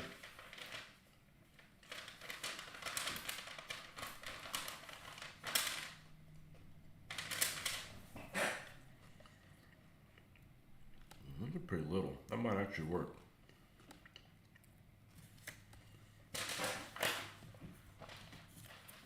do that one. I never knew about a shattered decal until I had one happen. Oh, there's still a decal floating around in here that's not broken. No, maybe we can use that for something else.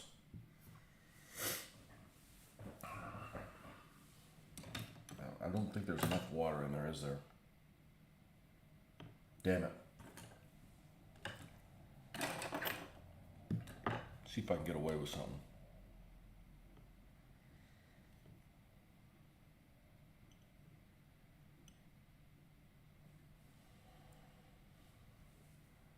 Let's put the decal right back on the sheet.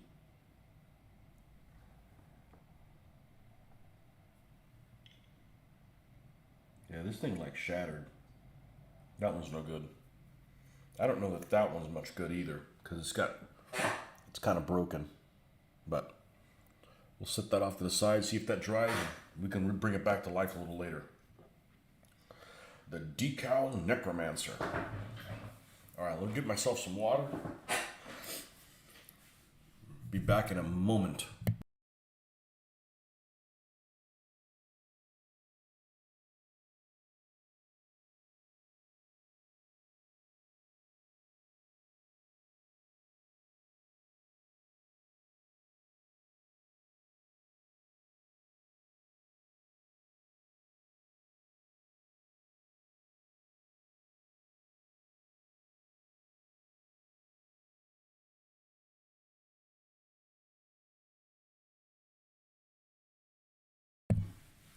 That's what I need. I need a hobby room with a sink in it. Might as well have a wet bar too. No, I had a wet bar, I wouldn't get anything painted. You know why? It wouldn't matter. Like, F it.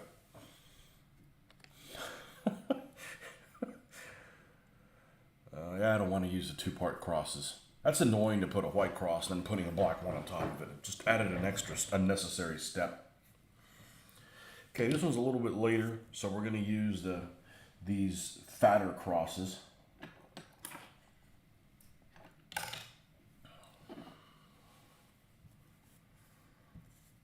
These right here. Let's use all three of them. And let's see if these shatter or not.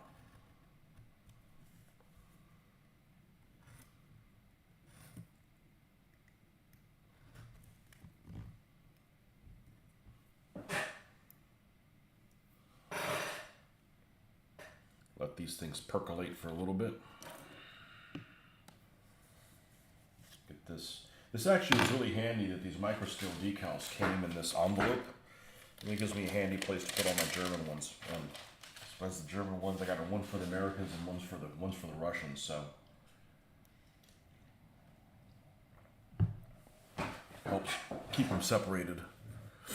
All right, a little bit on this, and then we'll go back and put the decals on, and we're gonna need this. We're gonna need Mr. Microset here soon. The microsol is not very useful. I'm also not trying to put it over anything that has ridges and stuff. I don't really like putting decals over ridges. I don't like putting them on the side of a Panzer tank that has the little vision slot. It just looks weird. And I know I'm probably going to end up having to do that at some point, but I'm not looking forward to it.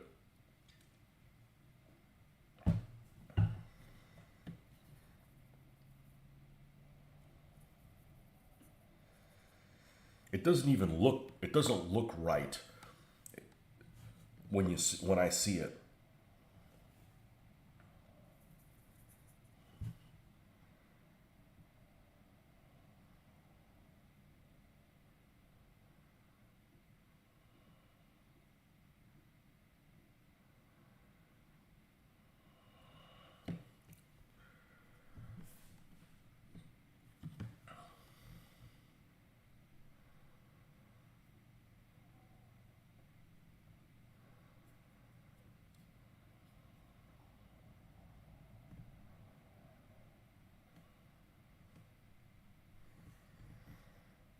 The details on this vehicle are really stand out to be seen at a distance.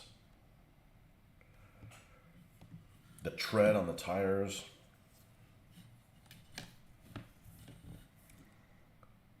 all kinds of stuff.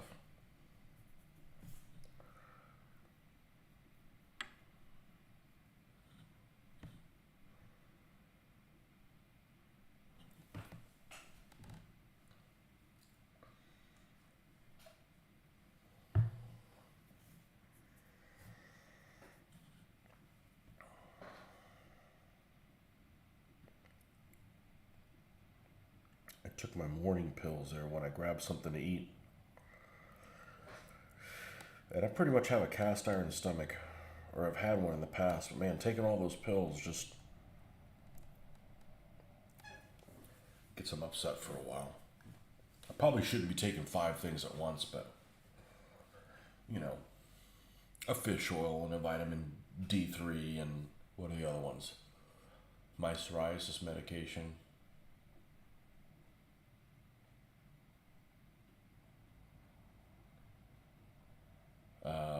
An over 50 vitamin. Ooh, you know. None of it's life threatening. None of it, if I didn't take it, it'd make really any difference. But it's unusual when you have a cast iron stomach to have like a feel weird down there.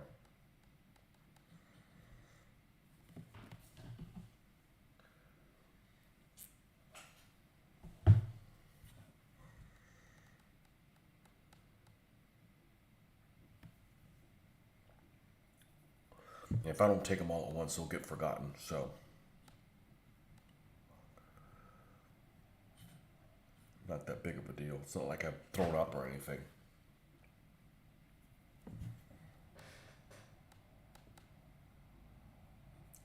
I remember when I was a kid, I was afraid of swallowing pills. I'd have to chew everything. So I remember being a kid when, in the 70s, I guess it was the big medicine that was like for anti like cold was a medicine called Contact, and it was like two jelly things, and inside there were all these little beads. And chewing that, oh my god, and it just tasted horrible. Because I can handle medicine that tastes like chalk, that doesn't bother me. But it's like when it tastes like poison. Yeah, I don't like that. I don't mind the chalky stuff. But it would taste bad like that magenta colored Robitussin DM.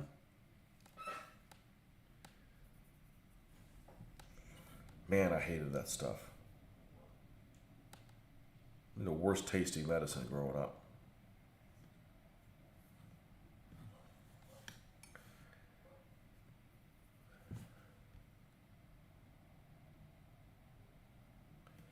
Okay. Let's see if he's going to shatter or not.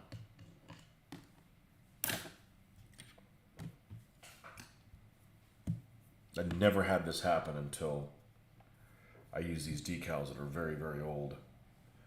We'll see how old these are.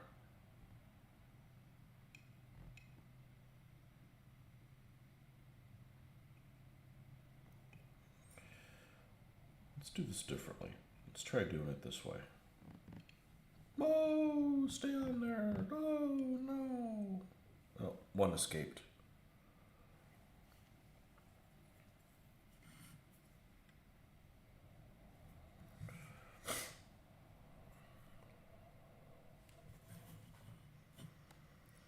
Let's try putting it up here in this location up here.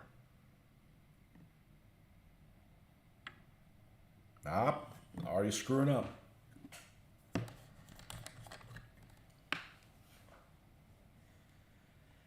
You should watch my stuff. You'll see me screw up, and then, when you screw up, you're like, hey, you got a teammate. I don't want to mess things up, but, shit happens. It's not like this is life-threatening that I have to pay so much attention to it. If I don't, somebody dies. This is just a hobby. If I screw something up, now I got to spend time fixing it. It's not like, it's the end of the world.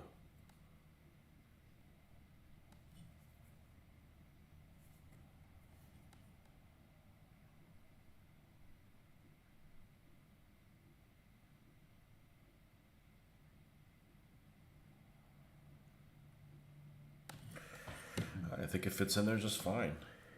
It's funny, when I'm moving this decal around, it almost feels abrasive.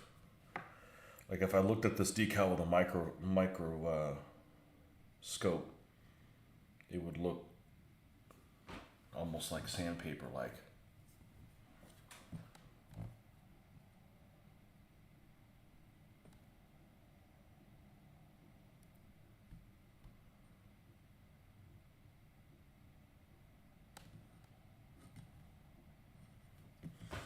And then the one on the front, which got loose.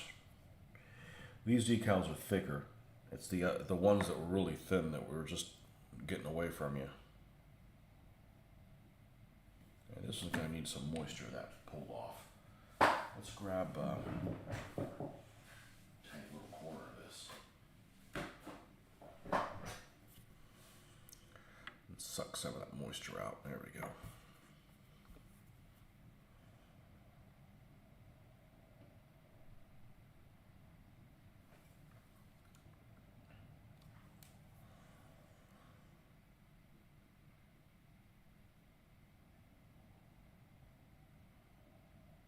One thing I saw in the video that sometimes you'll watch a video and like, yeah, why are you going over that? Everybody knows that. And then sometimes you see something that's like, oh, I never really thought about that. If you do use microsol, you do not want to move the decal because the microsol like eats at the actual like film, so it weakens it. So then you got a problem on your hands if you end up moving it after that. So we got a little Balkan cross on the front. And then we've got these small ones that we're able to fit where we wanted them to. So that's nice. That's actually a pretty small area. So That's the decals on that. I may put nicknames on these things, but I can always do that afterwards. I'm not going to cogitate and like use up all my processing, you know, like we're going to put the nickname on them. Because what I read was, unlike German tanks, and I have seen pictures of German tanks with nicknames on them. German tanks, it wasn't that common, but the recon vehicles had a high tendency of having nicknames on them, which is funny because they had a high tendency of not having numbering systems on them. Most German armored cars, except maybe like Pumas, most gray German armored cars did not have numbers on them. Same thing with gray German half tracks. It's rare to find pictures of German half tracks that are gray with numbers on them. They're out there, but they're not very common. Now, once they go to yellow, yeah, they have a bunch of numbering systems on them. But all right, let's drop, since that's kind of a thick decal, let's drop some microsol on these two.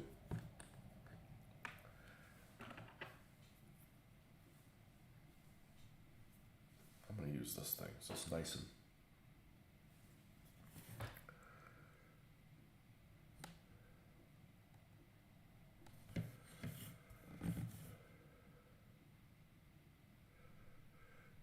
and controlled.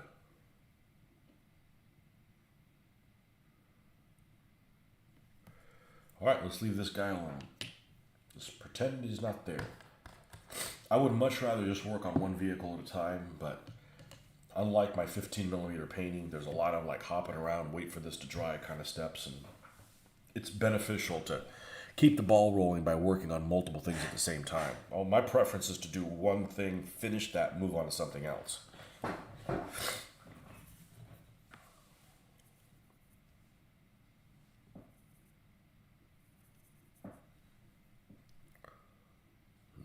Lots of people on here. Happy Sunday to you guys. Unless you guys are in Asia, in which case it's already Monday. Sucks to be you.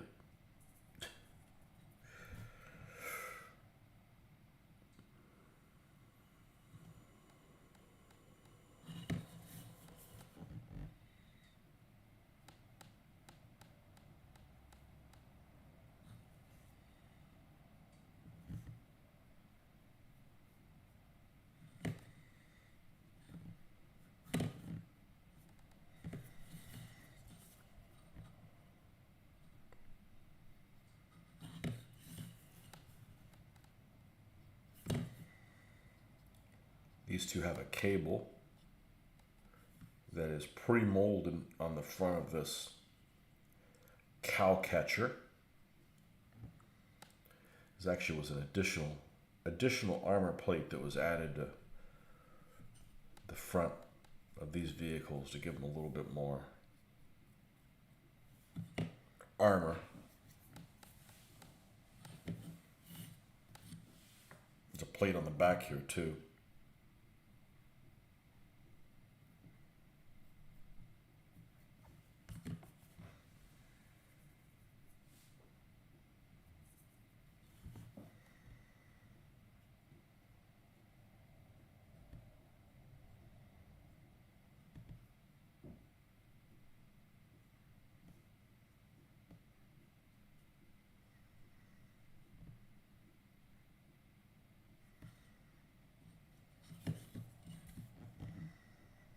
I never knew what the hell these things were. Grab handles to climb your ass on up there.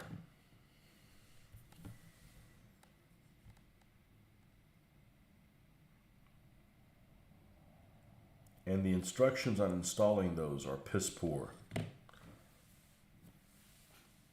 The Rodin kit had terrible instructions. The Plastic Soldier Company had terrible instructions.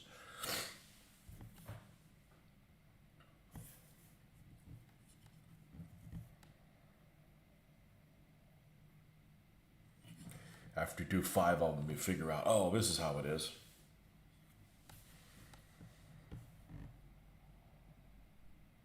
Unnecessarily complicated.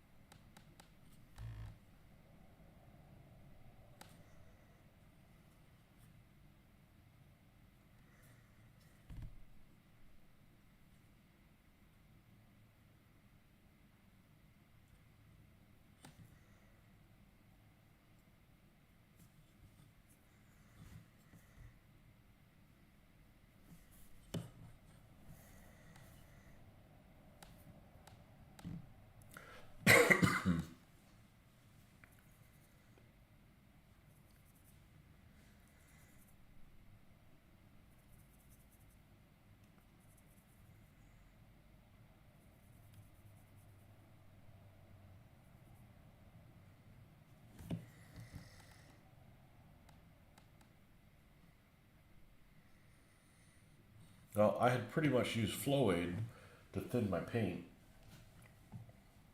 and then I found the airbrush thinner and I switched to that. I think I've switched back now to flow aid. They both kind of do the same thing, kind of re-wetting drops for the paint. I mean, they might, chemically, they might be something different, but I use them for the same purpose.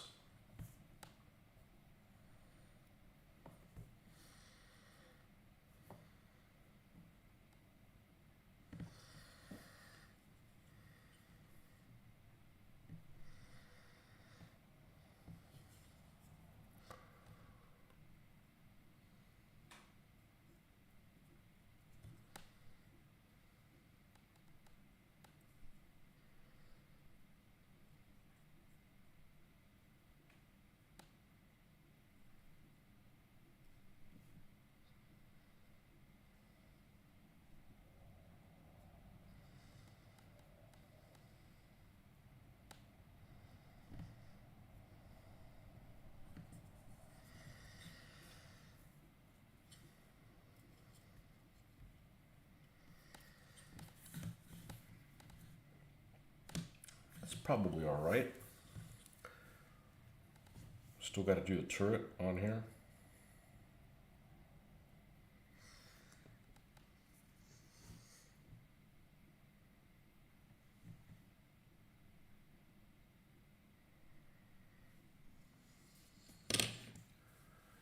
Pick one of these, and let's pick some of these details out.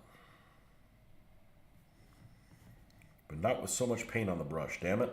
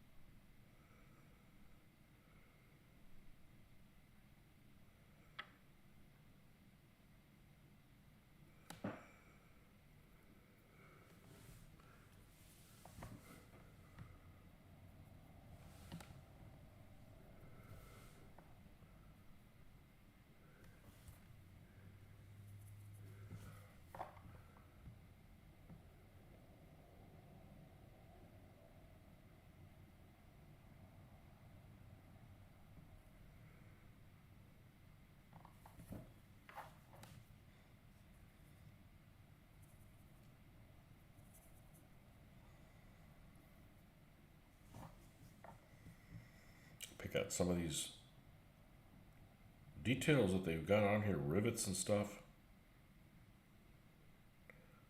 points of interest.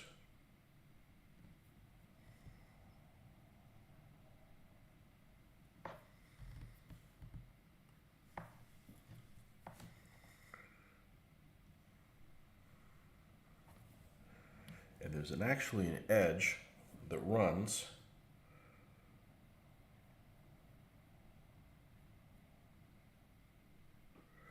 across the roof of the tank there. Just add a little bit of a line so that stands out. There's a lot of these German turrets. The German turrets specifically have a lot of intricate shapes. And it'd be nice to see all those little things at a distance.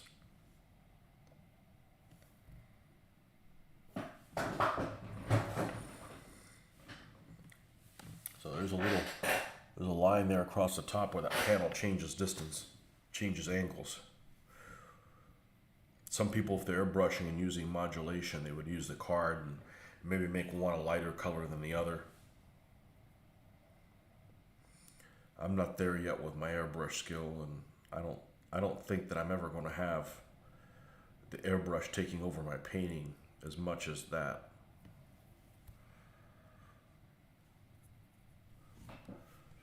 My airbrush is a supporting role for my painting, not the primary culprit.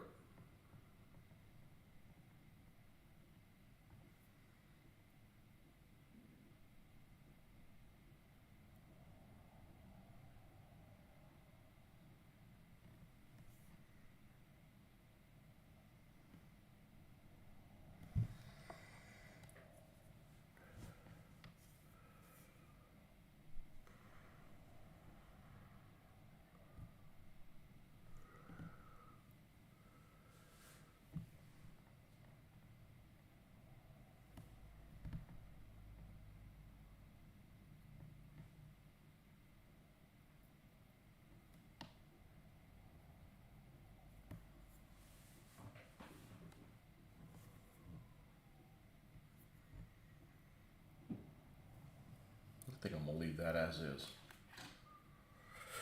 More is not better.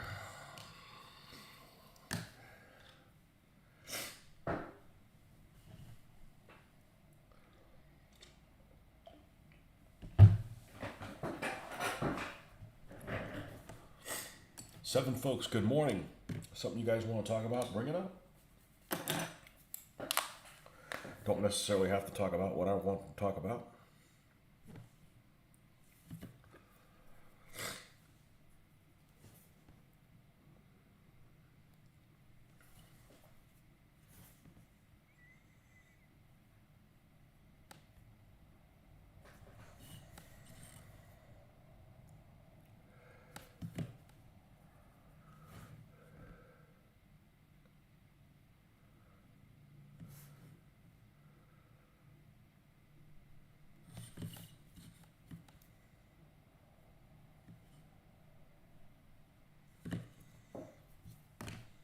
That's this one with this one. Make sure the turret looks equivalent. Yeah, maybe some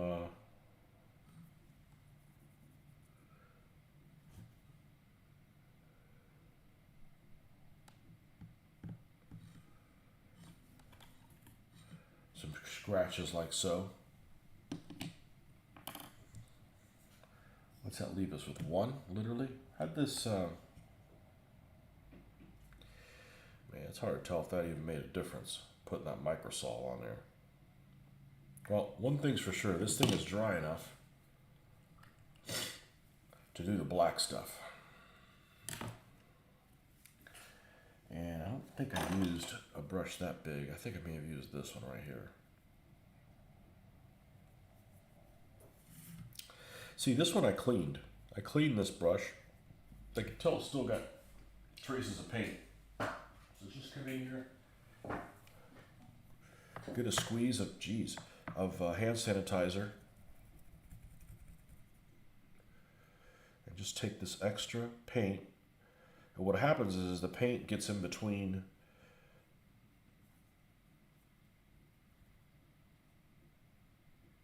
the fibers of the brush and keeps it from coming to a good point, and you get a crappy brush.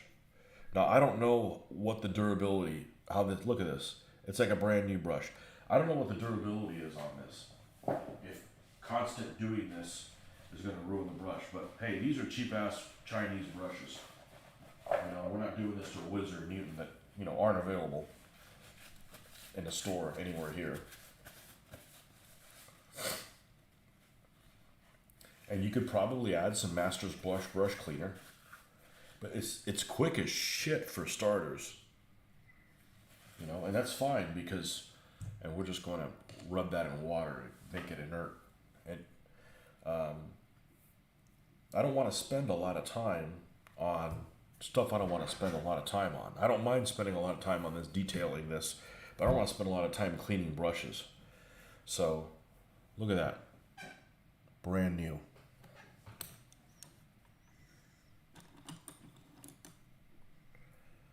You know, you take a brush like this one. I'm going to make a video on this. Let's steal my own thunder here. It's just super cool. It's super cool. Look at this brush here.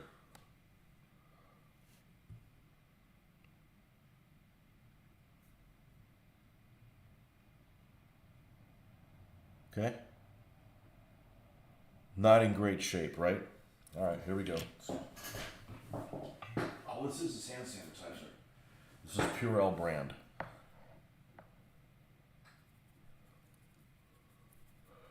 And this has already been washed. And it just gets all this extra stuff here.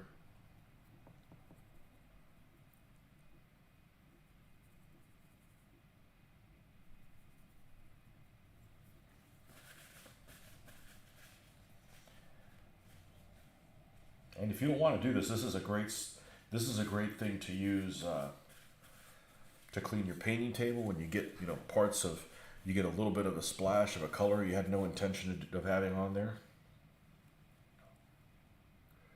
Now, I've had this brush for a while, but Look at that. Got rid of all that paint. It's just amazing. Just amazing.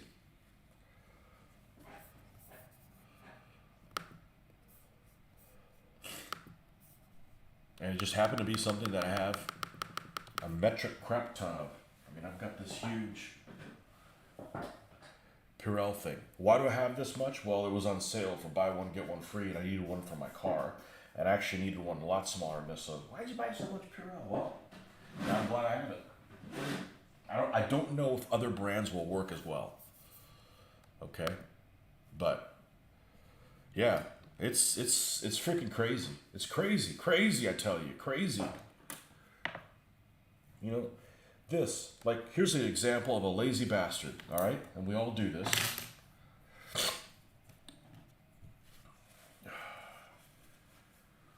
God, I'm glad I don't feel like what I sound. This must sound terrible. Like a seasick crocodile. Here is one that I did not do a good job of cleaning. You know, it's like all sticky and shit. Well, you can't rewash it because you're not going to get the stuff out. And the master stuff might work okay, right? So let's do something. Let's kick this up a notch. Let's kick this up a notch. Now let's see if I have. I want a little bowl like that one that I have right there.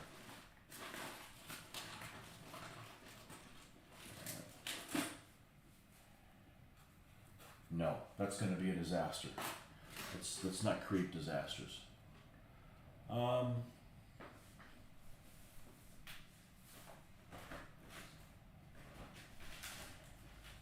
This should work fine.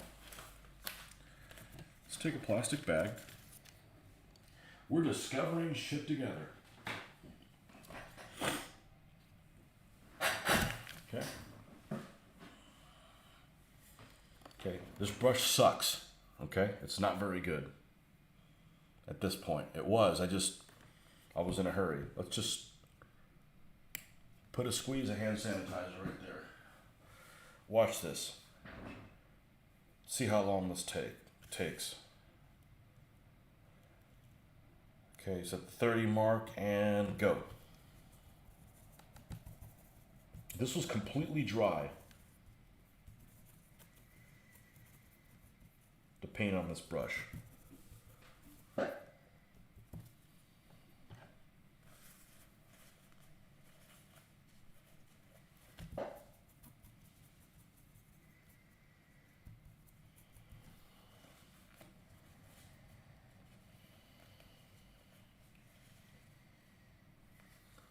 Just that alone took all that out. Now, if you want to get a really good clean, actually it's a good idea to do it on this plastic thing. And it's gonna, some of the bristles will get stained. This looks like something that probably used it for green. There's a little bit of a leftover of green on there.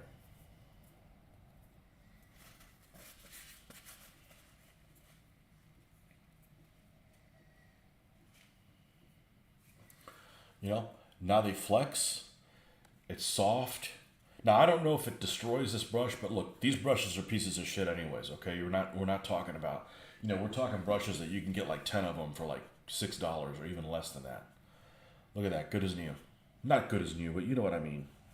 Now it is damaged because we probably used it for dry brushing, you know, something, and it got, you know, gets damaged, but look at that, incredible.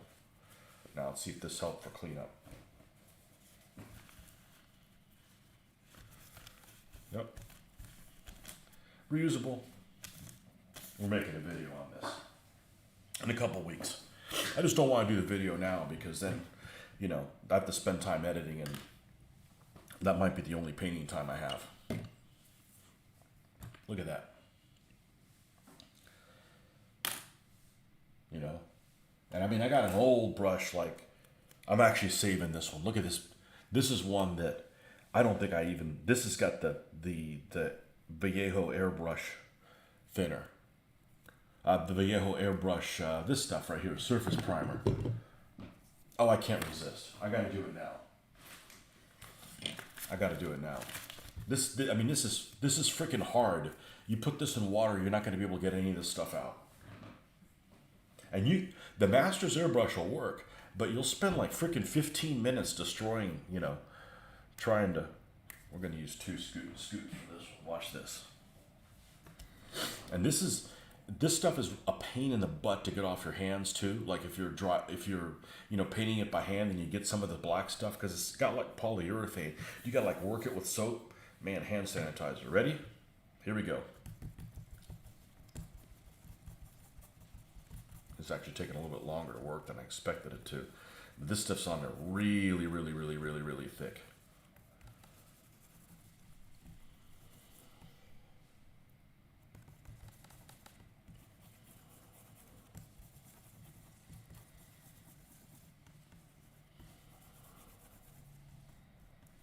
I don't like to edit stuff, man. If I try something and it doesn't work, I want you to see me fail. It doesn't matter. I'm human like the rest of everybody. All right, let's take what is the... We can reuse that. Let's see. Let's see what we got off.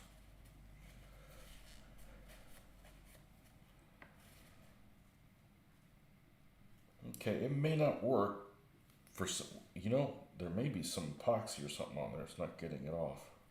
All right.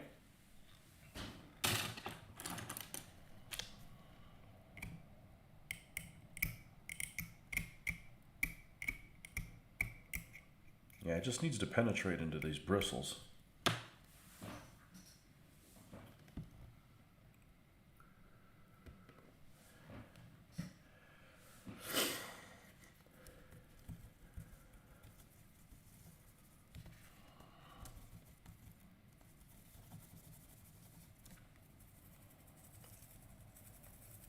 Work it, work it.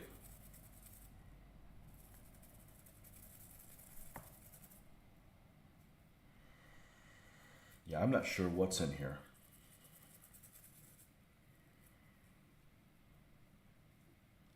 It might be enamel.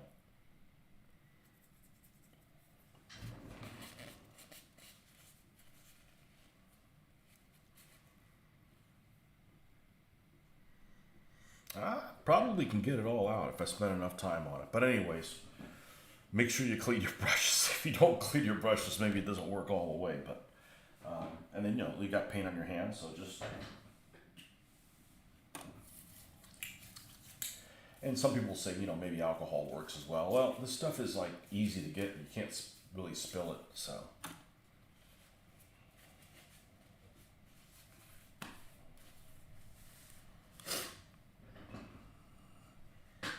Yeah, this was extreme. This literally like dried in there. So we'll go round 2 on that. But anyhow, pretty easy to use with an item that you all probably have laying around. I certainly have a lot of it, not because of COVID or anything like that. I just, I bought a bunch. It was buy one, get one free. I needed some for my car. I like having hand sanitizer in my car. Like if you go and, pump gas and stuff, just get that stuff off you, Anyhow. Okay, on to the black.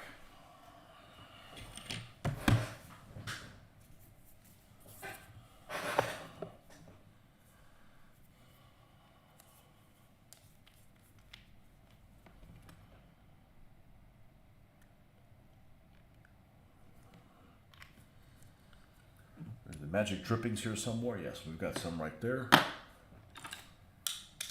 And here's that brush we're going to use.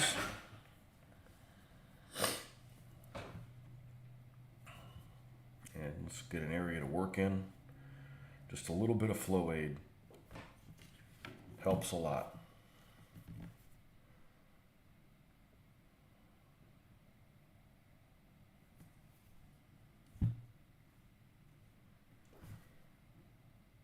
If you look at the instructions on how to use the flow aid, it's supposed to mix it 1 to 20 parts. Ain't nobody got time for that, Just dip a little bit in there, just to keep the paint from sticking, flowing well from the paintbrush onto where you want to get it. Got to go cook breakfast. Okay. Thanks for stopping by.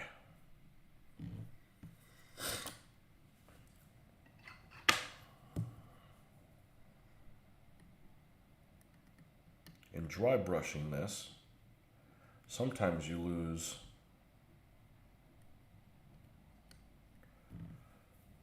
some bristles, and that's what that was right there.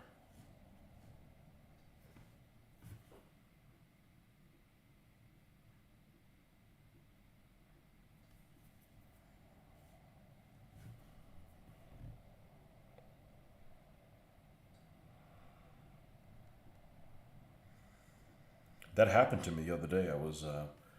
I got the airbrush going, and it was sticking a little bit, very little. Pulled the needle out. I saw that it had some paint on it. Took some hand sanitizer. Whoop, took it right off. There's other things you can use. I just think that hand sanitizer is great to just use. You've got it everywhere. It's gel type, so it's not making a huge mess. And if you get some on your hands are cleaner. Win, win, win. And that just happens to be the Purell brand. I'm sure the other ones work just as well. That was just what they happen to have on sale, and that stuff smells actually really nice. Very pleasant.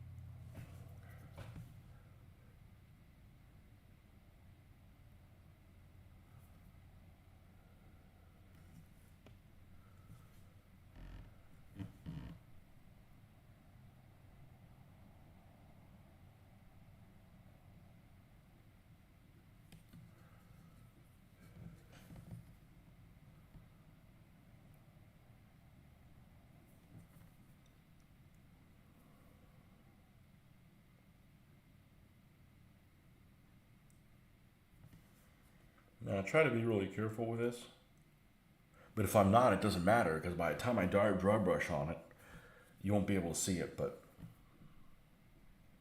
there's no point in doing a sloppy job if you don't have to.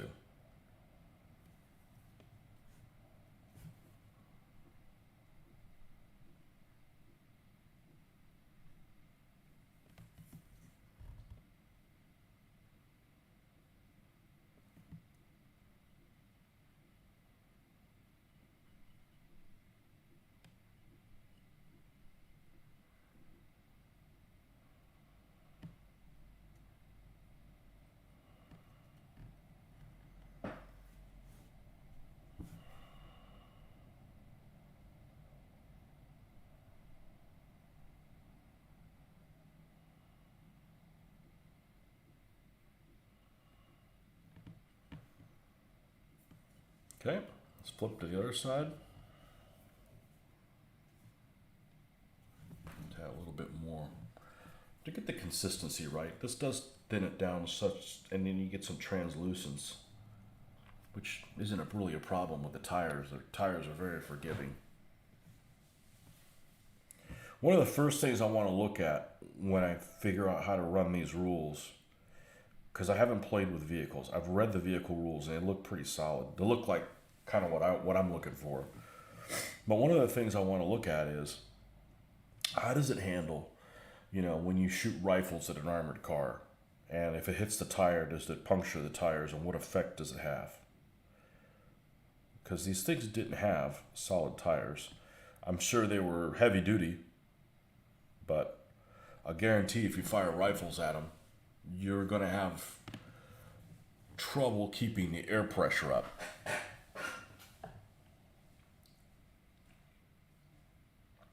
Same thing when you fire small arms at a truck. What does it do to the truck? That's one of those things that, when you start talking to us about a skirmish game, You can't just have a set of rules that just says, well, you can't really hurt the truck with, rifle fire. Well, of course you can. It may take a lot, or it may take it, hitting it in certain places. I think that's covered in these rules. But if it isn't, that's something that I need to look at and see how they get handled by something else. So, because that's pretty significant. Those kind of things.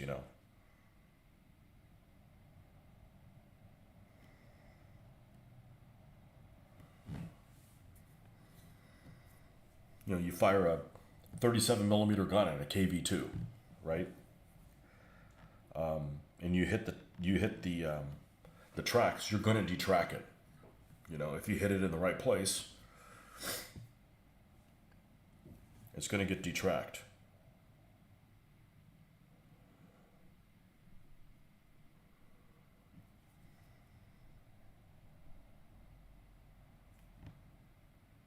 Because it is a skirmish game. It's not just, well, you didn't affect the unit at all.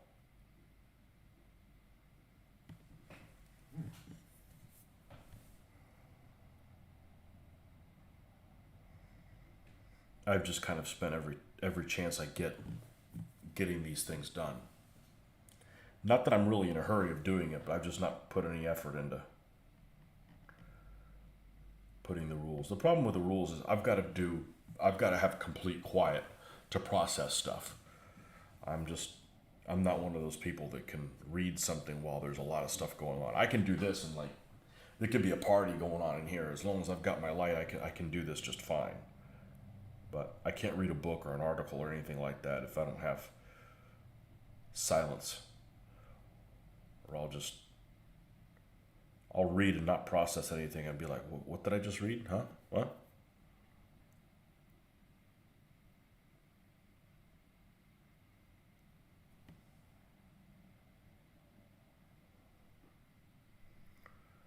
So any time that there's been quiet time like that, I've taken it to do this.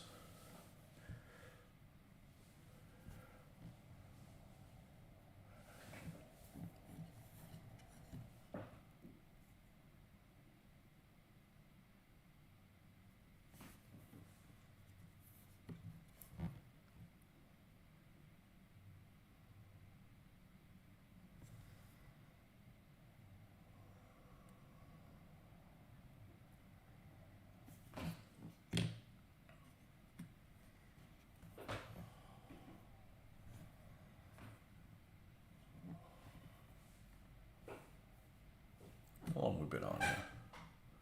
A couple hours.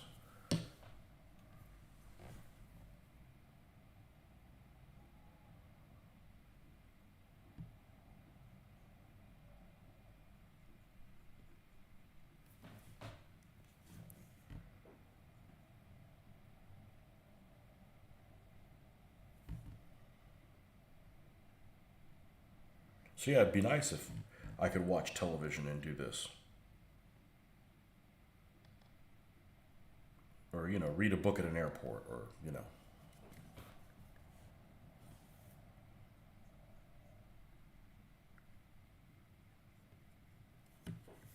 And as I've gotten older, it's gotten worse. It just isn't worth it. It's just not worth doing some things anymore. They just cause, mistakes or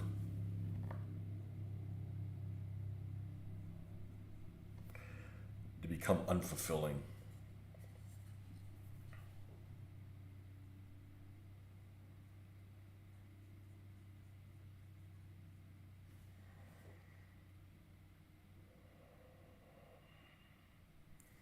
Now, one of the artistic choices I make is if you wanted to make realistic tires, you would want to have the grit, the dirt in the treads. So in other words, the recesses would actually be lighter colored than the stuff on the outside.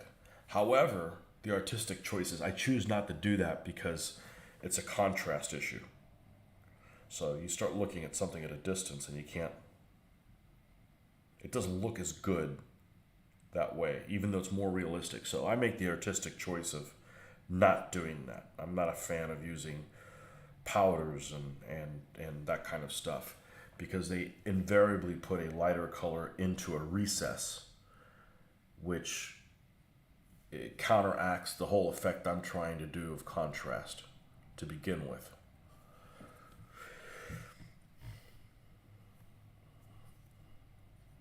So I don't want a vehicle that's 3 feet away from me on the table to be kind of blend with the terrain, because then you can't see it so well. It is a playing piece. Wow. Got a little bit of scary shakes there when I wasn't supported. 32 ounces of coffee probably doesn't help either.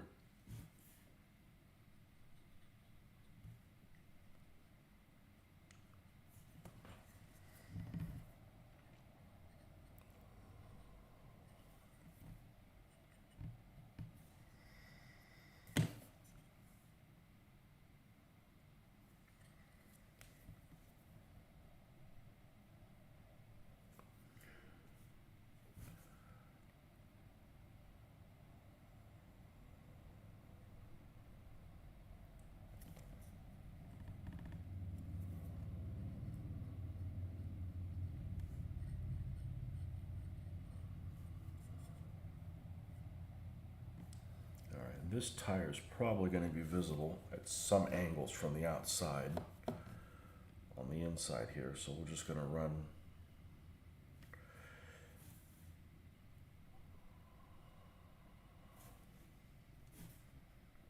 let's just give this a little bit like that, just for good measure.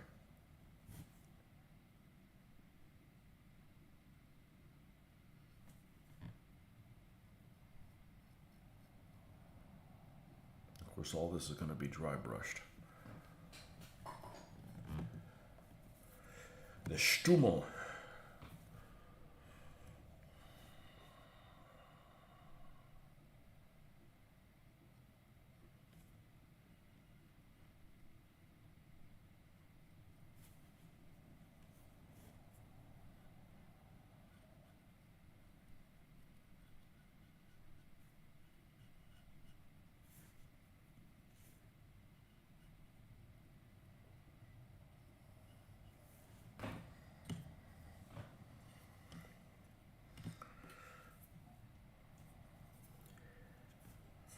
And we got some tools up here. We got a pickaxe.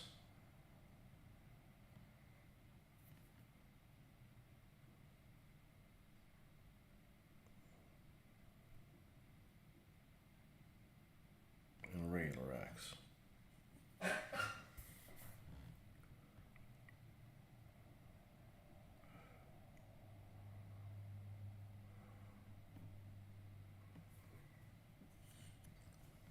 Anything else?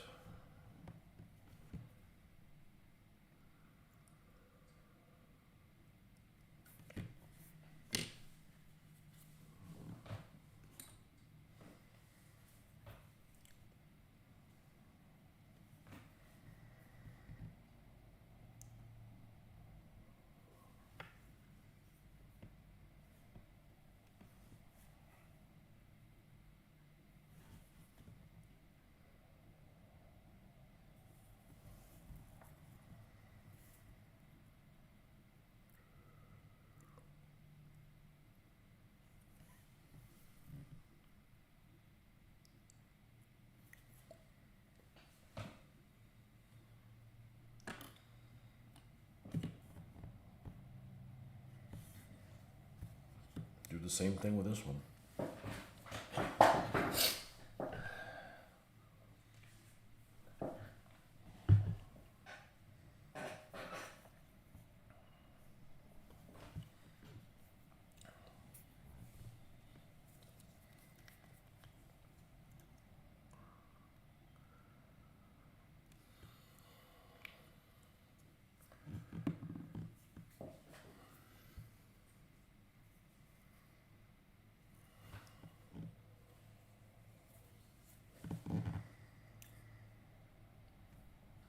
This one has a cable on the front.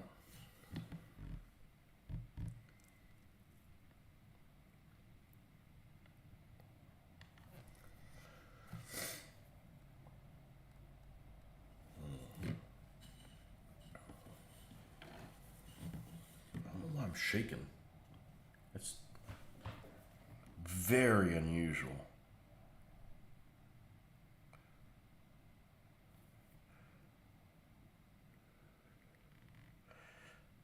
Maybe I was using my hand unsupported and didn't think I was.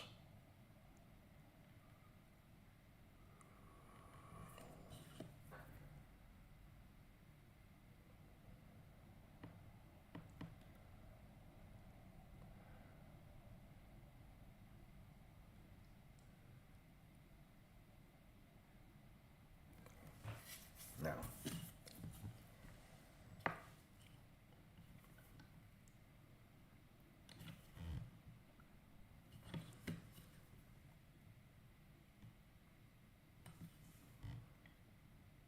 X handle there, pickaxe from over here.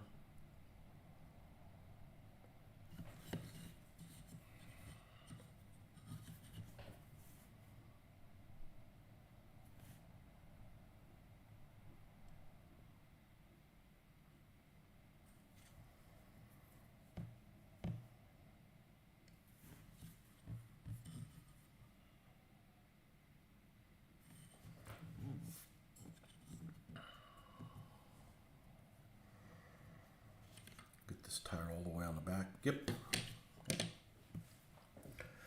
This one's ready for dry brushing. Of course, we'll still need to do a crew for it. We have the figures for it. It comes with two. And they look to be pretty decent figures, honestly. Although, I haven't glued these guys on stands to... They actually look very decent, like very decent figures.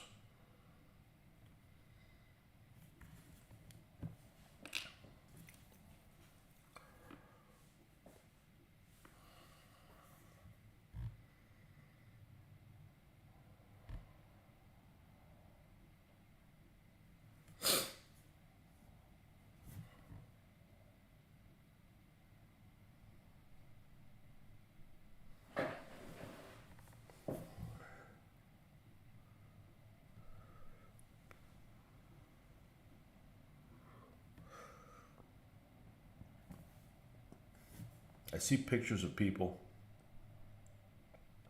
that what I like to call paint in midair. I can't do it. I've never been able to do it. I've always had my wrists rested and sometimes, even a little bit more support just for comfort. Because this isn't particularly uncomfortable to do this. But, I've got a wrist rested like this.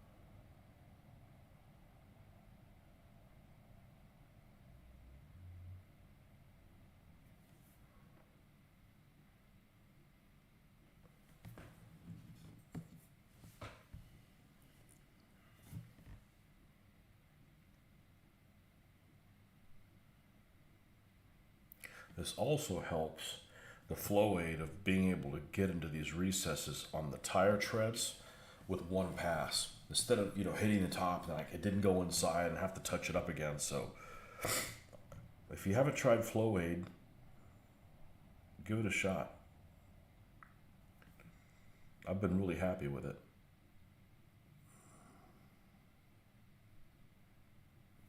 It just makes this acrylic paint behave kind of like thinned down enamel paint, where you go one pass and it gets in everything. It doesn't pop, and then you have like a spot where the where you had an air bubble. It just saves you some heartache.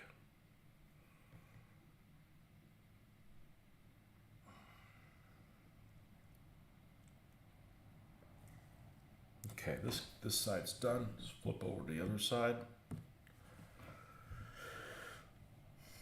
I guess it was a good idea to spend 20 years painting 15mm figures, because doing these few tires is like a piece of cake. It's like, no problem. You know, after you've painted like, a shit ton of Roman sandals back to back to back, this is like pleasant.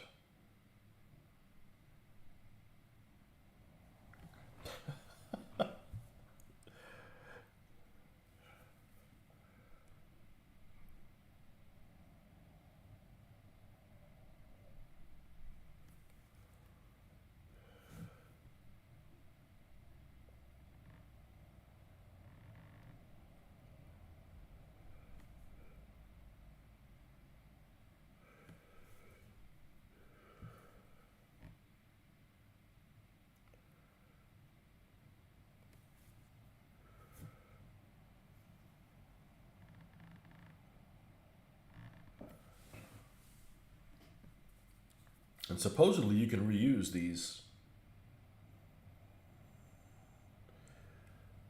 What's the name for it? The membrane. These papers. You can wipe this stuff off and reuse them. I've never tried doing that.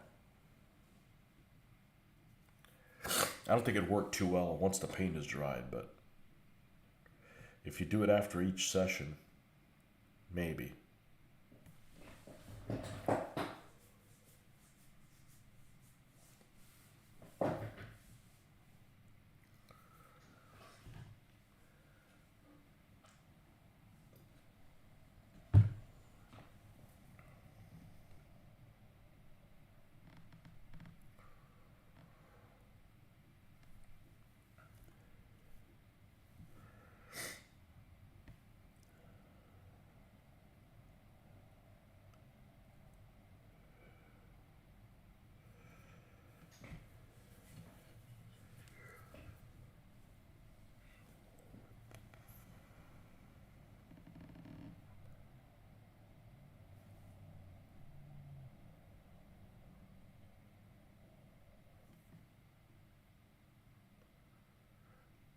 But the molding on this stuff is really, really good. I really like this manufacturer. Even though some things are out of scale, they're more robust than they should be, but sometimes you get some of these 20mm cans, you're just like terrified that something's going to happen to them because they're so flimsy.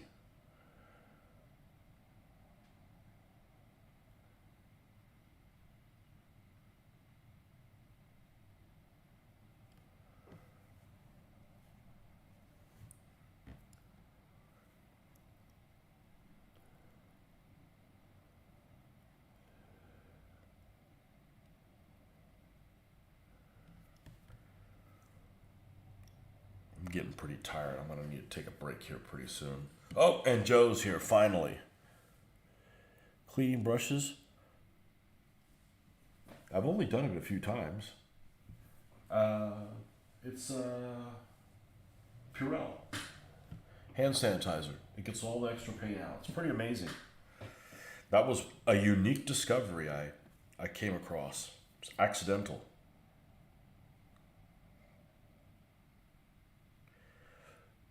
Great for it cleans up. It takes down dried enamel paint. Acrylic paint. Dried enamel paint you could take thinner to it, but no excuse that people have their painting areas all covered in paint. I guess maybe some people like that. I can't handle it. I can't think with things like that.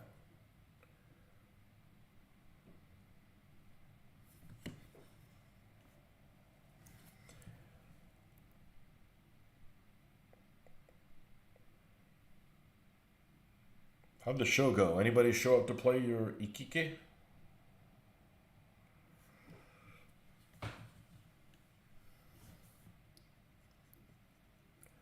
Played Rapid Fire yesterday. Honestly, I like the ship game better.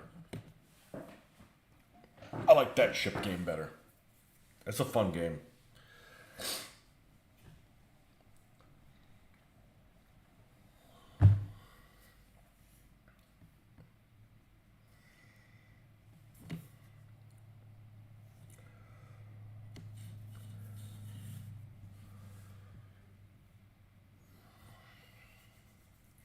And yep, I played on Joel's. You had 5 players. That's excellent. We played Rapid Fire yesterday, and they asked me what side you wanted to be on. I said, I want to play with Joel because we always win. We won again. Oh, man. And we didn't even discuss plans. We just went to it. I hate to play games that don't involve any die rolling. I enjoyed rolling dice.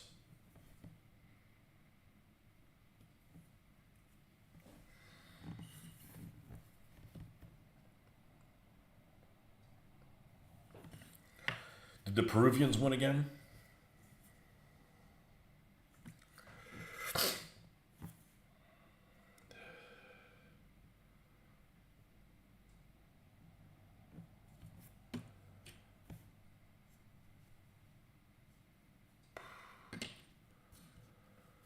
All right, I'm not gonna quit. I'm not gonna quit. Let me rinse this off. I need to go pee again. I don't need to. I choose to. No point in being uncomfortable. Then I'll be right back. And we got to paint the 2 mufflers on these.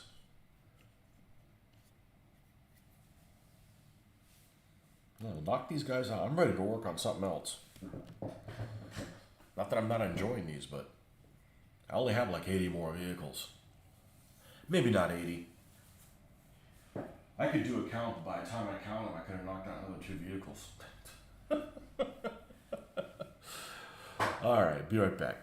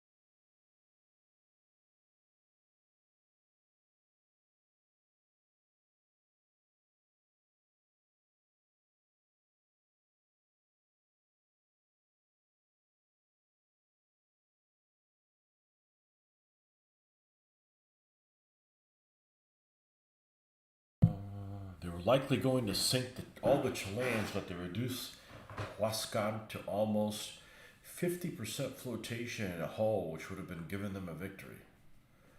So you're saying you didn't get the game done in 3 hours, huh? I don't know. How did that 3 hour game session thing work? It seemed like that was like a fail waiting to happen. I sometimes feel like our 4 hour game sessions aren't long enough. Certainly reducing it to 3 hours is a move in the wrong direction, but if you got a lot of board games, you know, you could, some of that stuff could get done in 3 hours. So.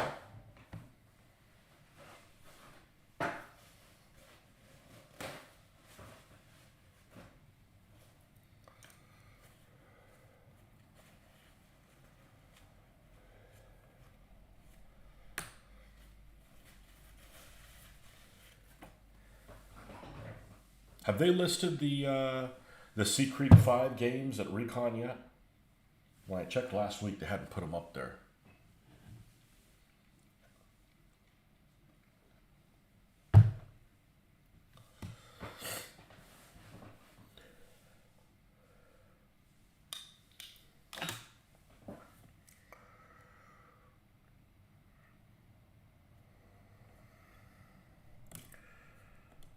Okay, this one is complete, right? Oh, we might have to do some inside of the tire. Let's just go ahead and knock this thing out completely. Won't have an issue with it. We'll need some more black paint.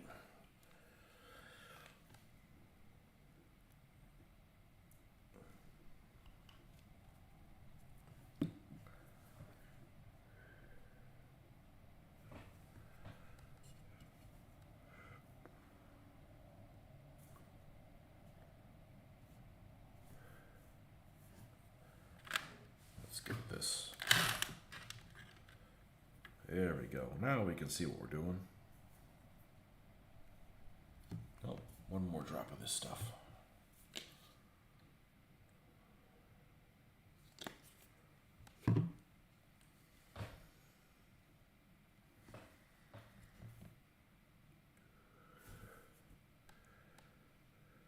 Yeah, it probably makes sense to just go ahead and wait to do all the spraying until I have them all done. The sealant at the end. I did seal the one.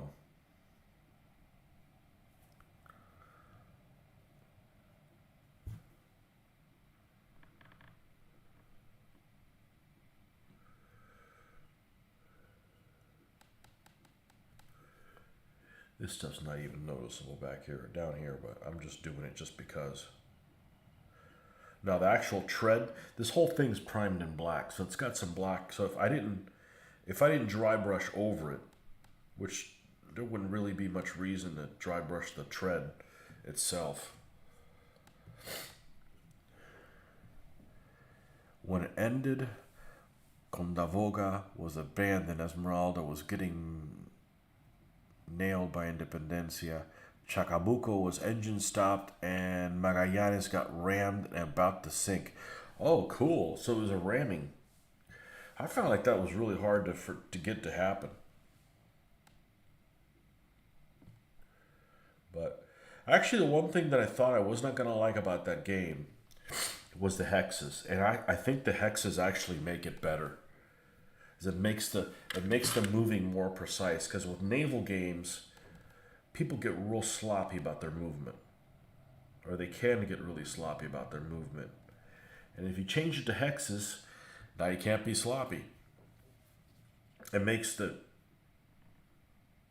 checking for range a lot easier. Instead of pulling the tape measure and letting it go and clipping a ship and damaging it. So the hex system actually works pretty well, and it was the thing that I was not looking forward to it the most. So, very happy with how that ends up working out. All right, never mind. I am gonna have to do some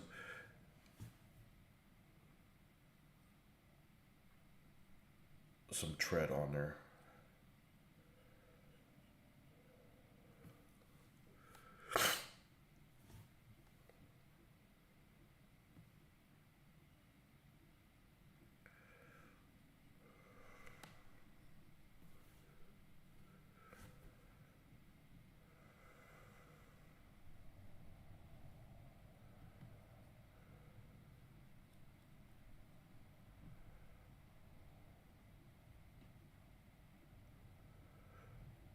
Esmeralda was on fire. Yeah, seen that happen before.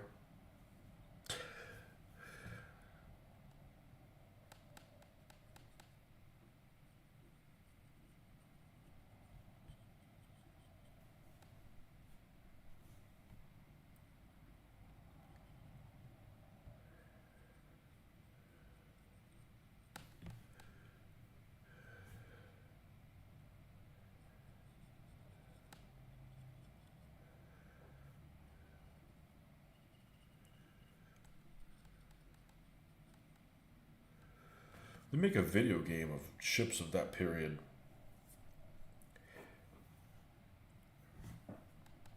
Actually, it was on Super Sale the other day.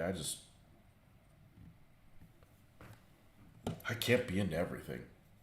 It's going to take time from doing this. Okay. Man, we're really leapfrogging this stuff. work on this one a little bit, do the other one.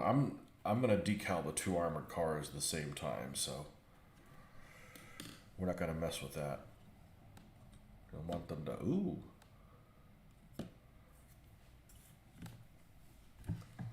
Don't want to get that shit everywhere.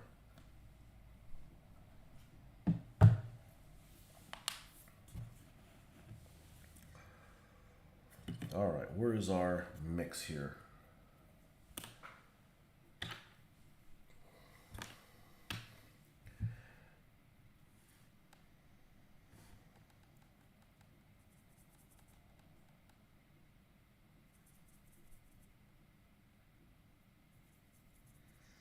I like that scenario you were talking about where the South has a couple of ships and the British intervene, and the North has to stop them as well. That might be interesting.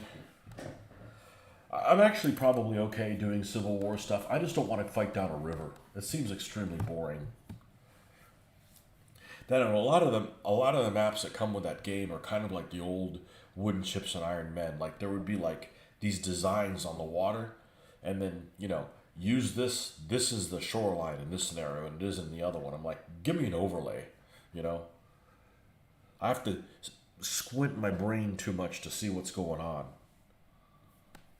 Never was a fan of those maps like that. And Squad Leader used to do shit like that too. This whole hill on hill, board 3 is woods, not hill, and I'm like, okay, just give me an overlay, dude. And they did do that sometimes in advanced Squad Leader games, but sometimes they didn't. There'd be like some scenario, and I just wouldn't play those things. They make your head hurt trying to figure out what are you really seeing.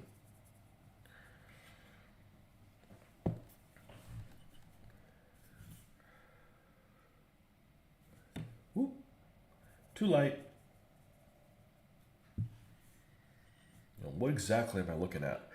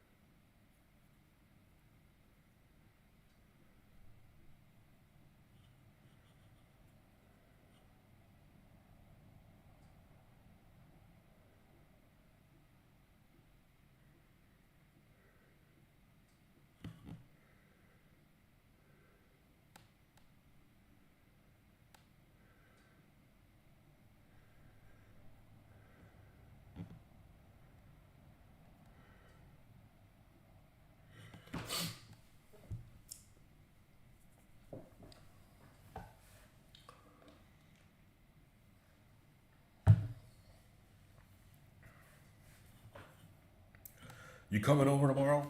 You coming over on Monday? What do you want to do?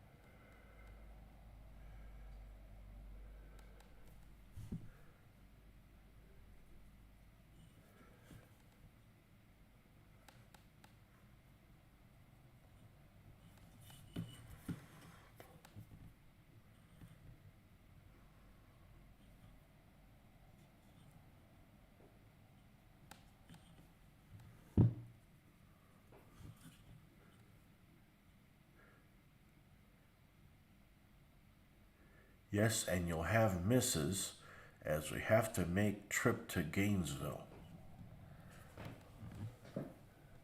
Got appear for court, don't you?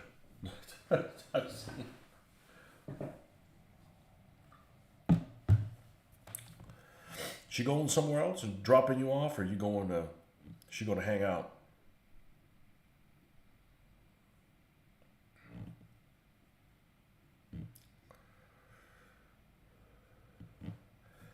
Tell her to come by and help him organize that freaking back room that Mitch has. I think Joel was saying that he made him throw away a bunch of shit that he had for 20 years. Went in there and clean your act up. I invariably leave something there. Some parts of that room are just upside down. I can't even think.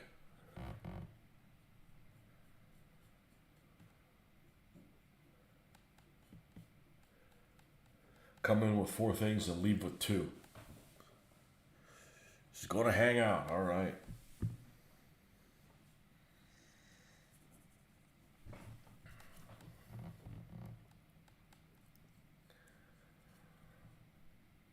She's going to bring her passport for the man cave.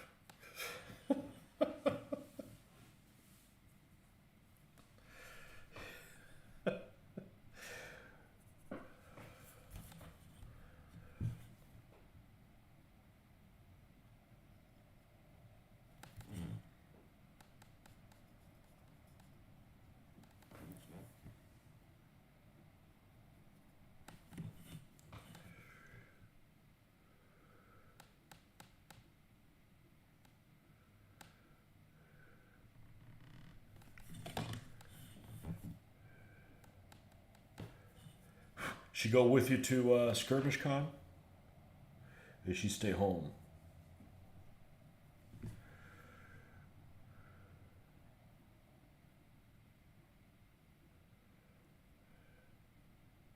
I only stayed for the one game at Mitch's, just one. So we took a lunch break. We started like at 9, played till about noon. I was back home at 3. Which they were bragging, oh, that scenario could get done playing rapid fire in 2 hours. I'm like, you can't get it done in 2 hours. Sure enough, it couldn't get done in 2 hours.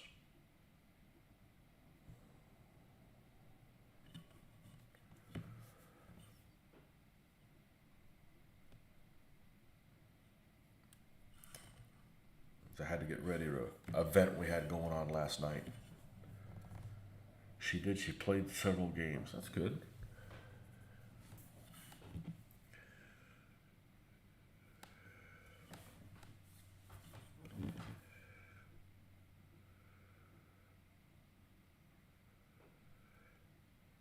So if I had gone to Skirmish Con, I would have had to leave about probably 1. So that wouldn't have worked even if I planned on going.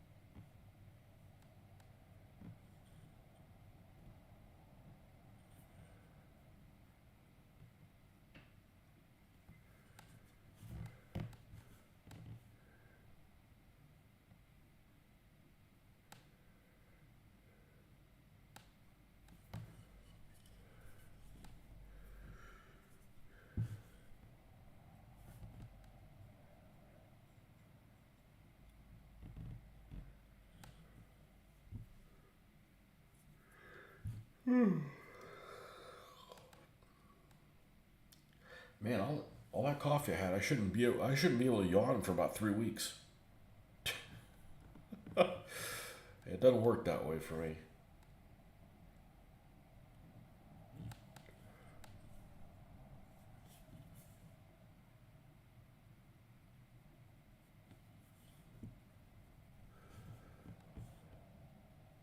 Doesn't work that way.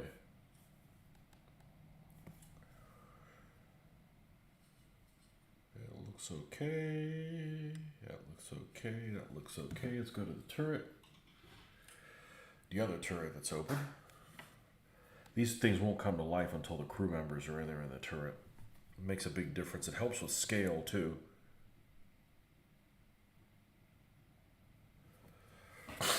Sense of scale.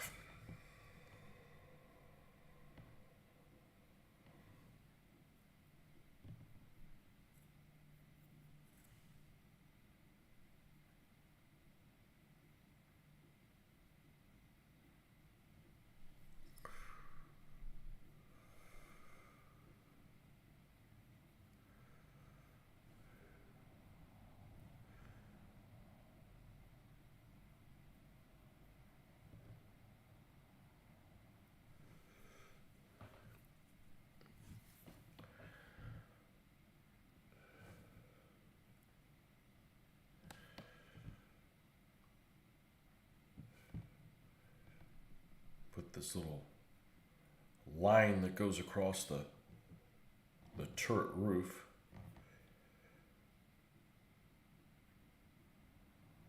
That helps define the shape of this complicated turrets that the Germans had.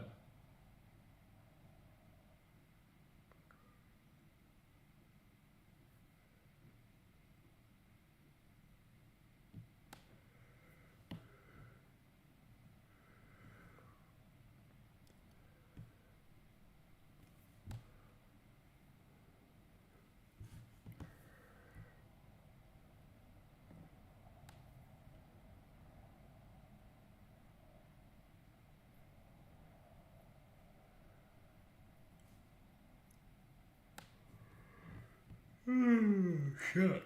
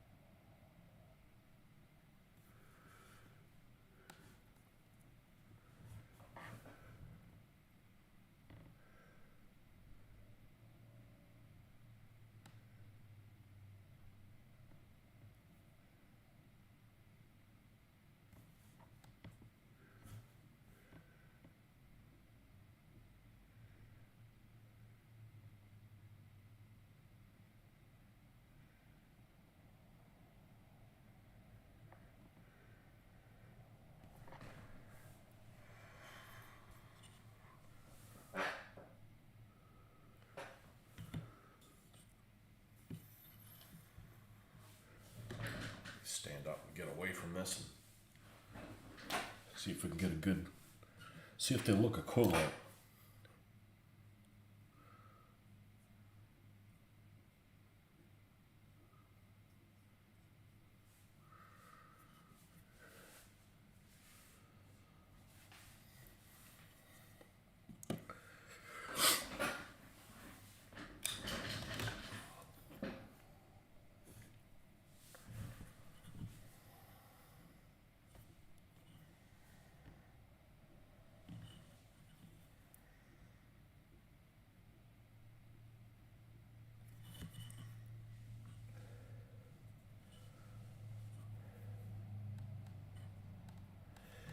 this is still going to get some dry brushing on it for the weathering. This is just discolorations and imperfections. If you wash this vehicle completely, and this is what it would look like.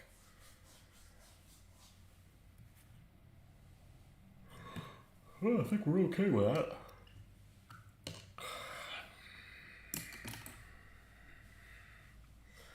Let's do one thing. Let's skip ahead to where we're going to put the decals on these two particular vehicles. That way we can go ahead and add the gloss at those places. So when we're done with the tires, we can go ahead and do the tires. When we're done with them, we can go ahead and put the decals on them.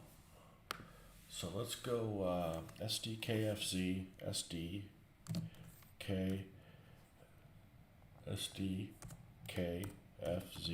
231. Alright, show me a bunch of images.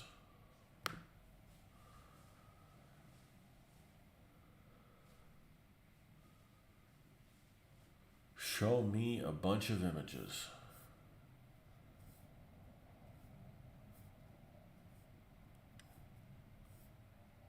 Man, a vehicle looks strange in yellow. This one.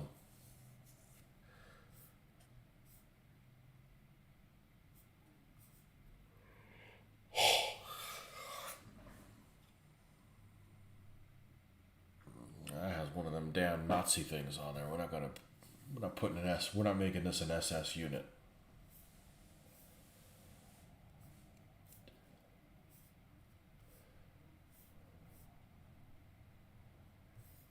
This one has it on the middle of the turret? That's a strange place for it.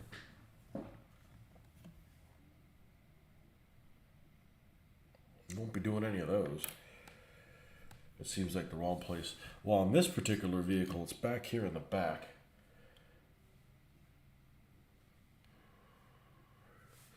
Let's see what we got. Let's just do the same thing that we did last time. And that is, let's highlight a few spots could potentially be, and then when we get to the decal phase, we'll pick one of them. And if not, it'll just, when we dull coat it, it ends up disappearing anyways.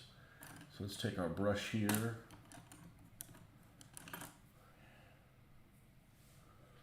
Where's the one that we use specifically for this?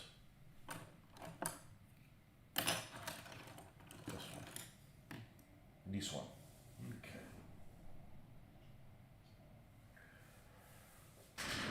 So,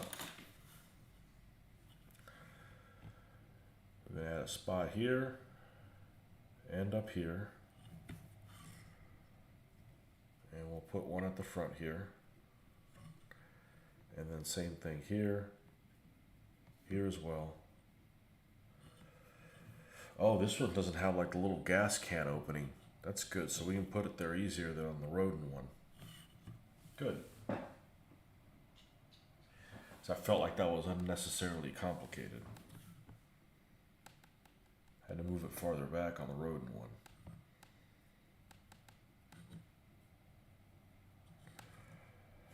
We're not going to put one on the front of that one. Okay. Perfect. All right. So this one is done. This one we need to do the tires on, and then it'll be done. All right, let's put the lid back on this.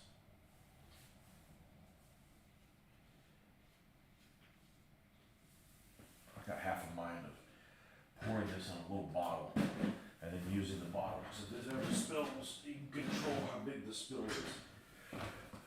30 ounces of that stuff, or 36 ounces of that stuff on the floor is going to be a, well, the floor would smell great, but that's about it. That's the only bright spot in that disaster. That would be it.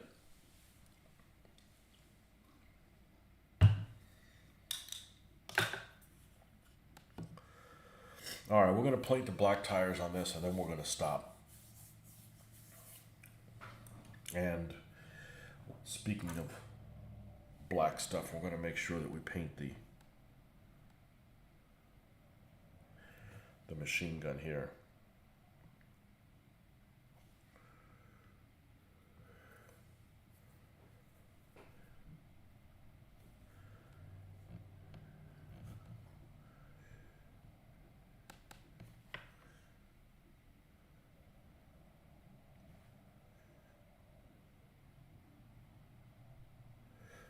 this guy's done.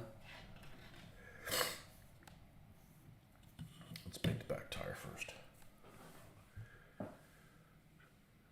Oh, we weren't using this brush. We weren't using this brush for that. We were using this bigger one. So we could be done in the same week that we're starting.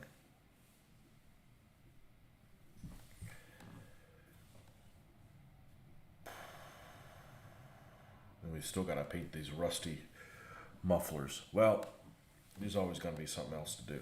So, you know, I'm actually going to stop now. I'm pretty tired. I didn't get a lot of sleep last night, so we're going to stop and pick this up at a different time. We already got the gloss places where they're supposed to be, because even if I get the tires done, I still got to do the mufflers. So, okay, folks. Well, thanks for stopping by. 3-hour session here this morning, and we'll catch you guys on the next one. And